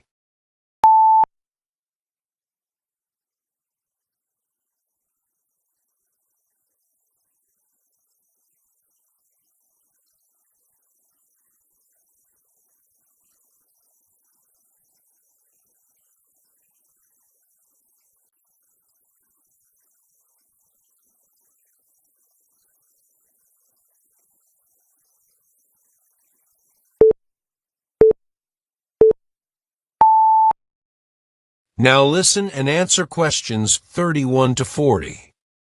Good afternoon, everyone. Thanks for turning up today for this short talk I'm going to give on student banking.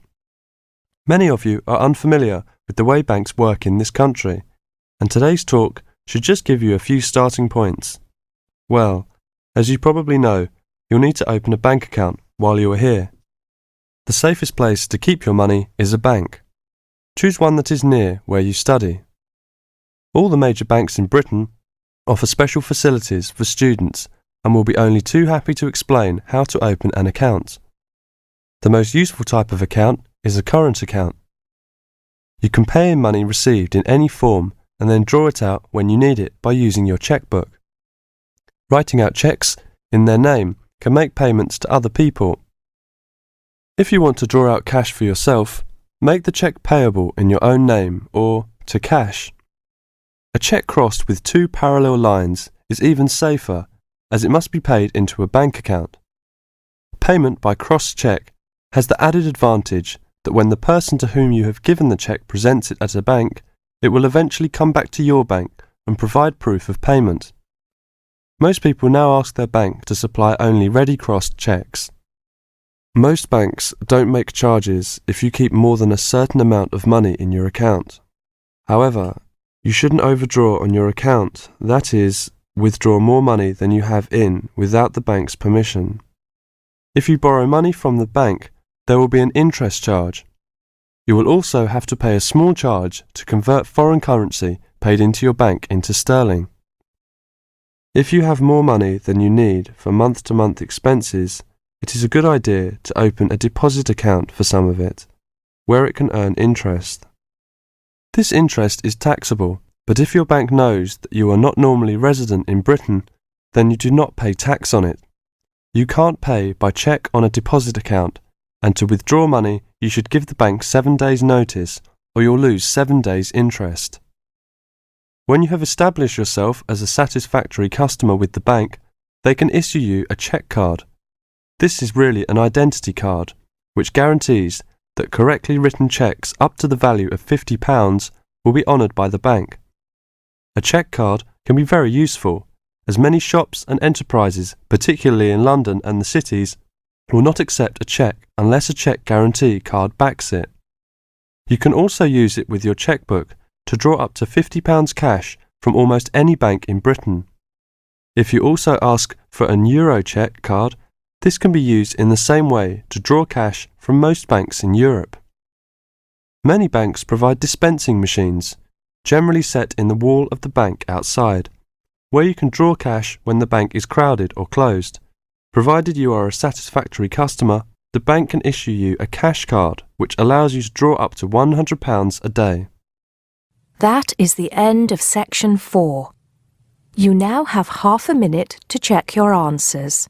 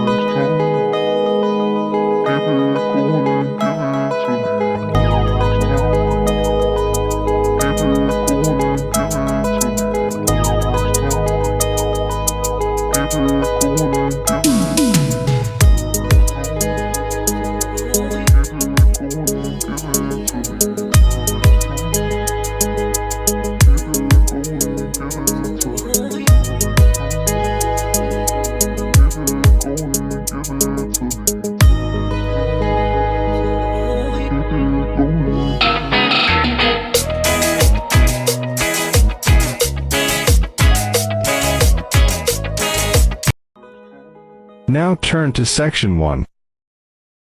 You'll hear two friends planning an event.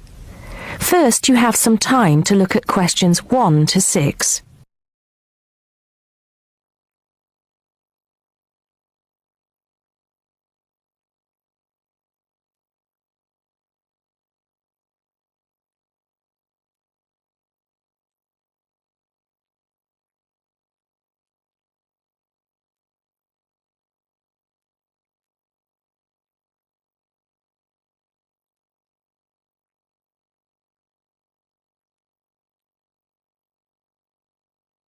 Now we shall begin. You should answer the questions as you listen because you will not hear the recording a second time. Listen carefully and answer questions 1 to 6. Hello, Joan. I'm glad you could come. Hello, Peter. What's up? Is something the matter? No, everything's fine. It sounded urgent on the phone. Did it? It's just that I've had this idea and I wanted to see how soon we could get it off the ground. Well, don't keep me in suspense.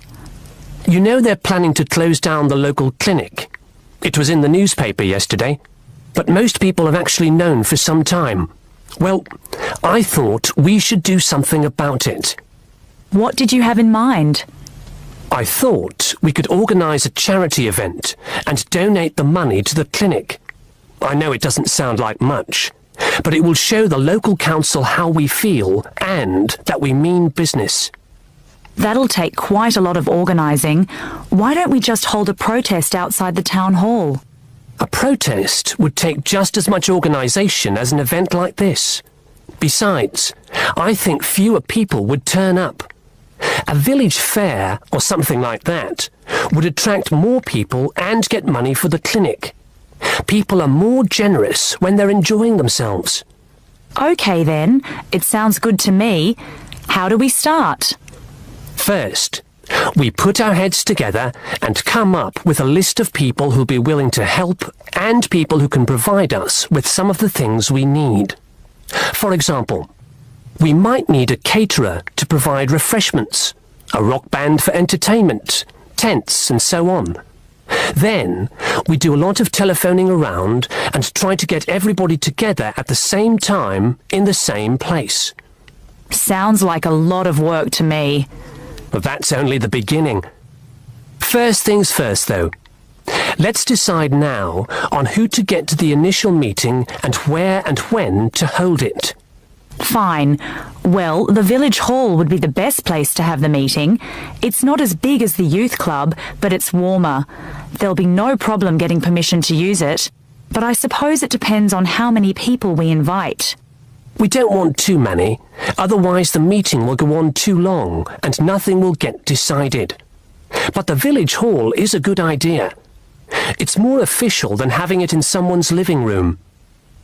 How many? 6 or 8 people to start with? 10 at the most? OK, now we have to decide on a suitable day and time. Suitable to everybody, I mean. A Saturday or Sunday would seem to be the best choice because people aren't at work on those days. But they may not like the idea of giving up a part of their weekend for a meeting. Unless we persuade them it's for a good cause, or that it's to their advantage, and that it'll all be a lot of fun. We'll provide refreshments, of course. What if some don't want to give up their weekend? Then we'll give them an alternative. Say, one evening in the week after everybody's finished work. We'll see which is the most acceptable to them, then book the hall. I can do the refreshments for the meeting. I'll get Darren and Maggie to help me. I'm sure they'll be more than willing. Before you hear the rest of the conversation, you have some time to look at questions 7 to 10.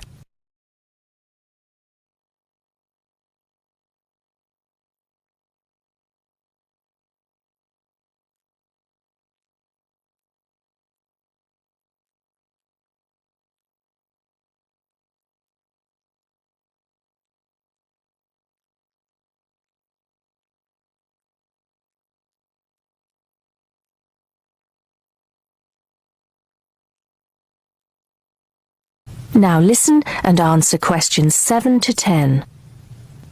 So, what's next on the agenda? A list of who we want at the meeting. Yes, of course. Obviously, we want someone from the clinic. I think Dr. Perkins would be best. He can tell us exactly what the financial situation is there.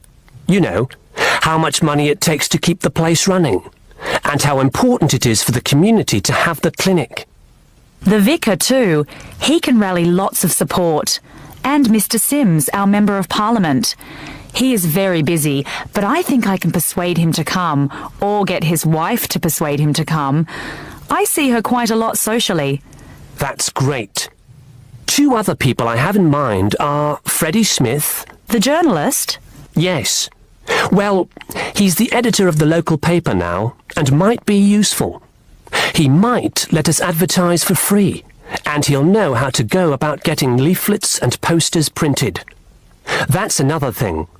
We'll need volunteers to put leaflets through people's doors and stick up posters all over the place. We can decide that at the meeting. What about the other person? What other person? You said you had 2 people in mind, Freddie Smith and... Oh, yes, Mr. Gates. Mr. Gates. Do I know him? You must do. He owns Greatfields Farm. We need a large area to hold the fete. Right. So how many have we got then? 7 or 8? There's Dr. Perkins, Mr. Sims, that journalist... Freddie Smith, you mean? Yes, him. And the vicar and Mr. Gates, the farmer. That's only 5. There's you and me, that's 7. That will do for now. Let's start making phone calls. That is the end of part 1. You now have half a minute to check your answers.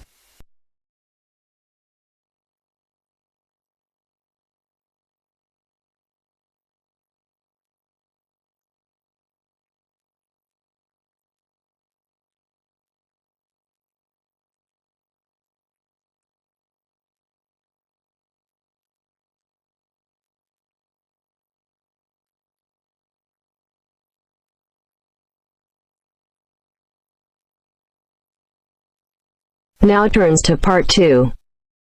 Part 2. You will hear a job interview. First, you have some time to look at questions 11 to 15.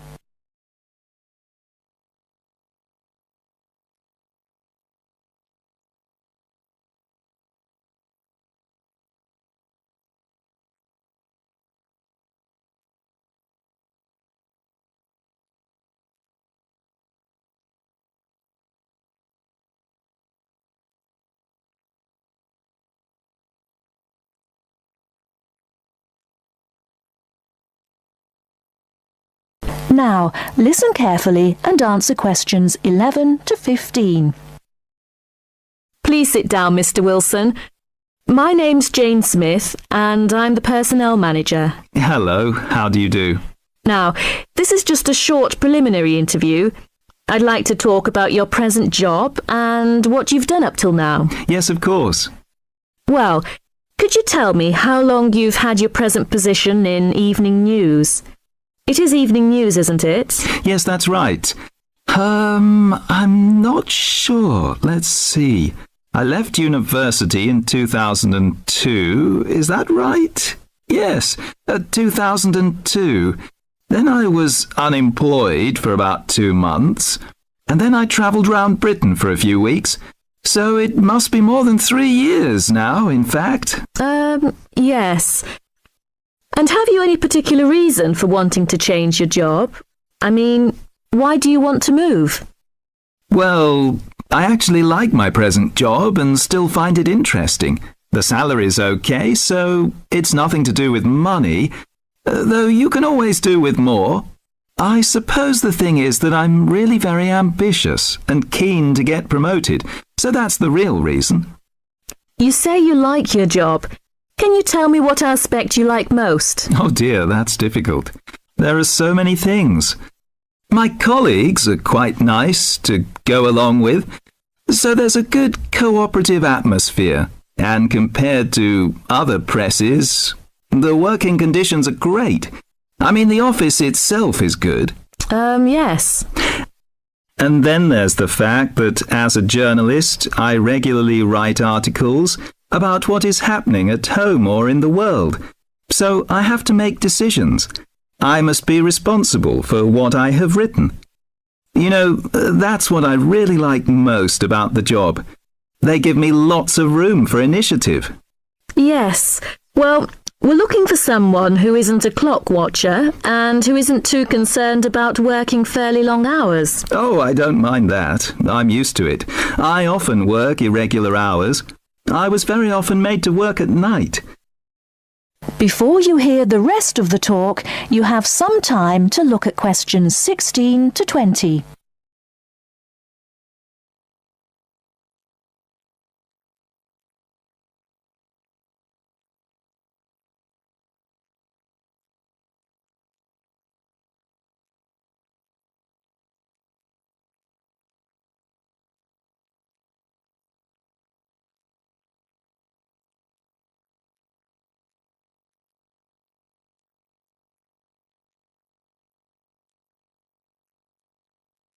Now listen and answer questions 16 to 20. Hi John, are you nearly ready? Oh no, I don't think I'm going to make it tonight. Why? I've got this assignment to finish for tomorrow. Well, maybe I can help. What do you have to do? I have to do a short presentation on some household object, and I just can't think of anything. I have to talk about what it is and the parts in it. Well, why not make it simple? Why not describe a bottle or a can? Well, that's far too simple. Okay, how about an aerosol can? Maybe. What labels can you put on it? First, you'd have to draw an aerosol can. First thing you could label would be the hairspray or whatever was in the can. You'd just label that product, I suppose. Then you'd have to label the area above the product as the propellant. Is that the gas that presses down on the contents of the can, forcing it out through the dip tube? Yes, you've got it. Okay, so far so good. Now, at the top of the aerosol, there are quite a few things to label, so I'd have to write quite small. Unless you drew a couple of lines and showed an enlarged picture of that area. Yes, that would work. Then I could start labelling from the top to the bottom. The first thing on the enlargement would be the nozzle. The what? The nozzle. You know, N-O-Z-Z-L-E. Then the seal. Right. Then all I'd need is the spring. No, you'd need to label the inlet first, then the final part would be the spring. Anyway, that's it. You've finished. We can go out now. Well, I have to type all that into the computer first, and draw the can. Oh! That is the end of part 2. You now have half a minute to check your answers.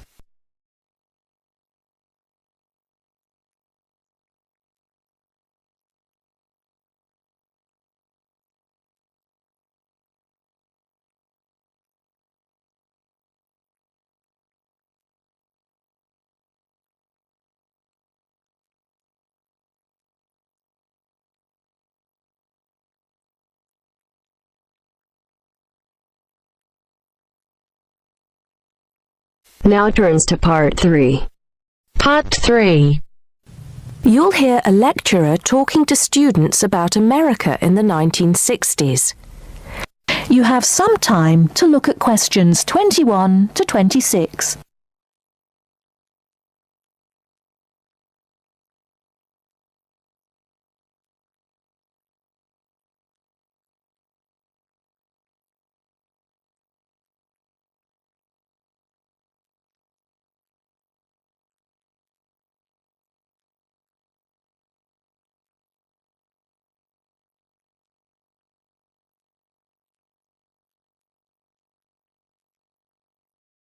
Now listen carefully and answer questions 21 to 26. We begin our examination of America in the 1960s with the usual caution. There is no sense in trying to understand any decade without looking at what came before. Those of you who still have outstanding coursework on the 1950s would do well to complete it now, if for no other reason than it will help make sense of the next series of lectures.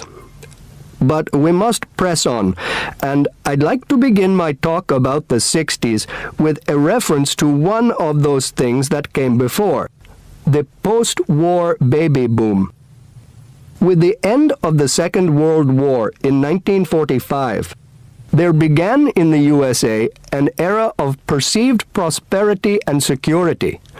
In short, people started to feel that the world was a much better and safer place to bring up children.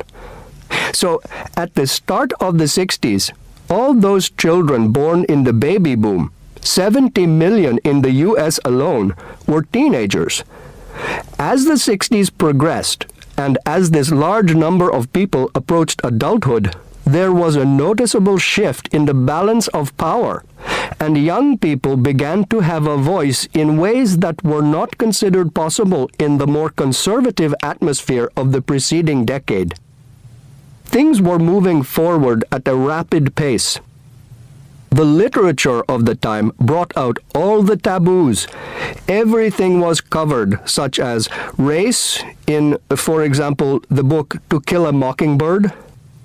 The role of women changed, and equality for women, well, let's just say that once certain books were published, women were no longer going to be satisfied with their roles as devoted wives and mothers.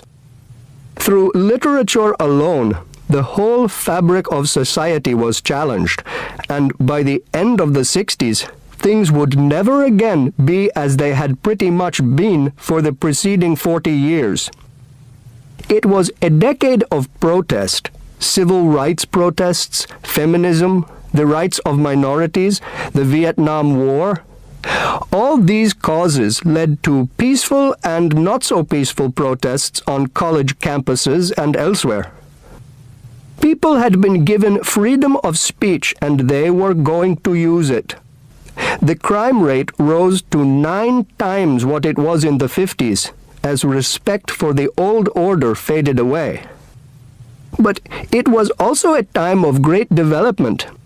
In medicine, the 60s saw the first heart transplant. In technology and the space race, where we saw the first American in orbit and lasers being invented at the start of the decade, and the first man on the moon, and the first primitive internet at the end. Before you hear the rest of the talk, you have some time to look at questions 27 to 30.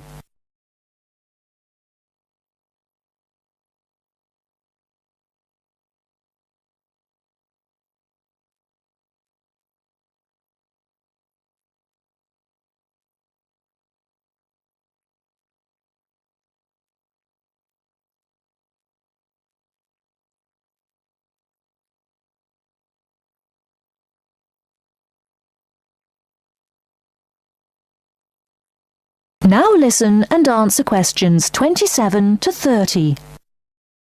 None of this, good or bad, might have happened if things in 1962 had gone slightly differently.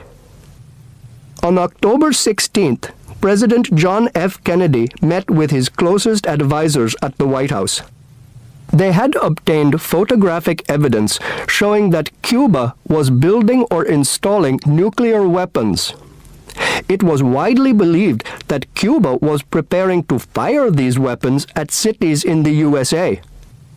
Kennedy was faced with 3 choices: to try to resolve the crisis diplomatically by negotiating with Cuba and the Soviet Union, to take action to block the delivery of more weapons into Cuba, or to attack Cuba, destroying their weapons. Believing that the first option would end in failure and that the third option would lead to war, it was the second option that Kennedy chose. In doing so, he succeeded in preventing the buildup of more missiles. The Soviet Union then withdrew the weapons from Cuba. Most historians agree that if Kennedy had acted differently, the episode would have led to a full-scale nuclear war between the United States and the Soviet Union. Millions would have died, and the world would have been changed beyond recognition. That is the end of part 3. You now have half a minute to check your answers.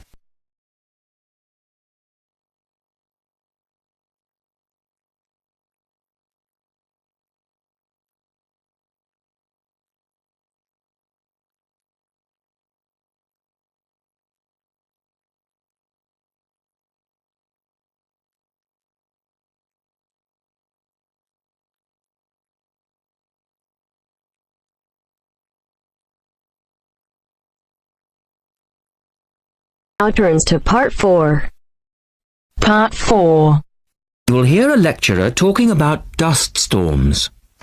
First, you have some time to look at questions 31 to 36.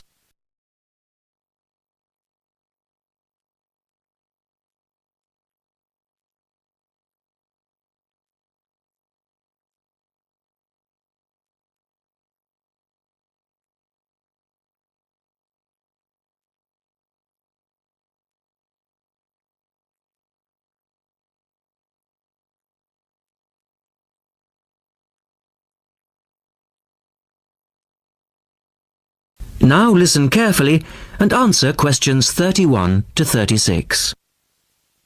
In the last lecture, we looked at the adverse effects of desert dust on global climate. Today, we're going to examine more closely what causes dust storms and what other effects they can have. As you know, dust storms have always been a feature of desert climates, but what we want to focus on today is the extent to which human activity is causing them. And it's this trend that I want to look at, because it has wide-ranging implications. So, what are these human activities? Well, there are two main types that affect the wind erosion process, and thus the frequency of dust storms. There are activities that break up naturally wind-resistant surfaces, such as off-road vehicle use and construction. And there are those that remove protective vegetation cover from soils, for example, mainly farming and drainage. In many cases, the two effects occur simultaneously, which adds to the problem. Let's look at some real examples and see what I'm talking about. Perhaps the best-known example of agricultural impact on desert dust is the creation of the USA's Dust Bowl in the 1930s. The dramatic rise in the number of dust storms during the latter part of that decade was the result of farmers mismanaging their land. In fact, choking dust storms became so commonplace that the decade became known as the Dirty 30s. Researchers observed a similar but more prolonged increase in dustiness in West Africa between the 1960s and the 1980s, when the frequency of the storms rose to 80 a year, and the dust was so thick that visibility was reduced to 1,000 meters. This was a hazard to pilots and road users. In places like Arizona, the most dangerous dust clouds are those generated by dry thunderstorms. Here, this type of storm is so common that the problem inspired officials to develop an alert system to warn people of oncoming thunderstorms. When this dust is deposited, it causes all sorts of problems for machine operators. It can penetrate the smallest nooks and crannies and play havoc with the way things operate, because most of the dust is made up of quartz, which is very hard. Another example. The concentration of dust originating from the Sahara has risen steadily since the mid-1960s. This increase in wind erosion has coincided with a prolonged drought, which has gripped the Sahara's southern fringe. Drought is commonly associated with an increase in dust-raising activity, but it's actually caused by low rainfall, which results in vegetation dying off. In the second part, the speaker talks about the drying up of the Aral Sea. Look at questions 37 to 40.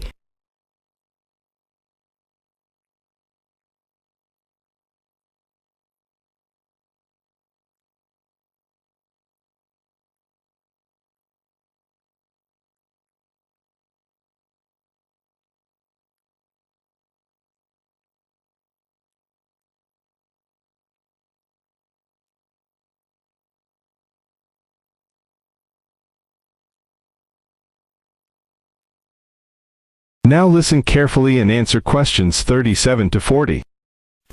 One of the foremost examples of modern human-induced environmental degradation is the drying up of the Aral Sea in Central Asia. Its ecological demise dates from the 1950s, when intensive irrigation began in the then Central Asian republics of the USSR. This produced a dramatic decline in the volume of water entering the sea from its two major tributaries. In 1960, the Aral Sea was the fourth largest lake in the world, but since that time it has lost 2/3 of its volume. Its surface area has halved, and its water level has dropped by more than 216 metres. A knock-on effect of this ecological disaster has been the release of significant new sources of wind-blown material as the water level has dropped. And the problems don't stop there. The salinity of the lake has increased so that it is now virtually the same as seawater. This means that the material that is blown from the dry bed of the Aral Sea is highly saline. Scientists believe it is adversely affecting crops around the sea because salts are toxic to plants. This shows that dust storms have numerous consequences beyond their effects on climate, both for the workings of environmental systems and for people living in drylands. That is the end of part 4. You now have half a minute to check your answers.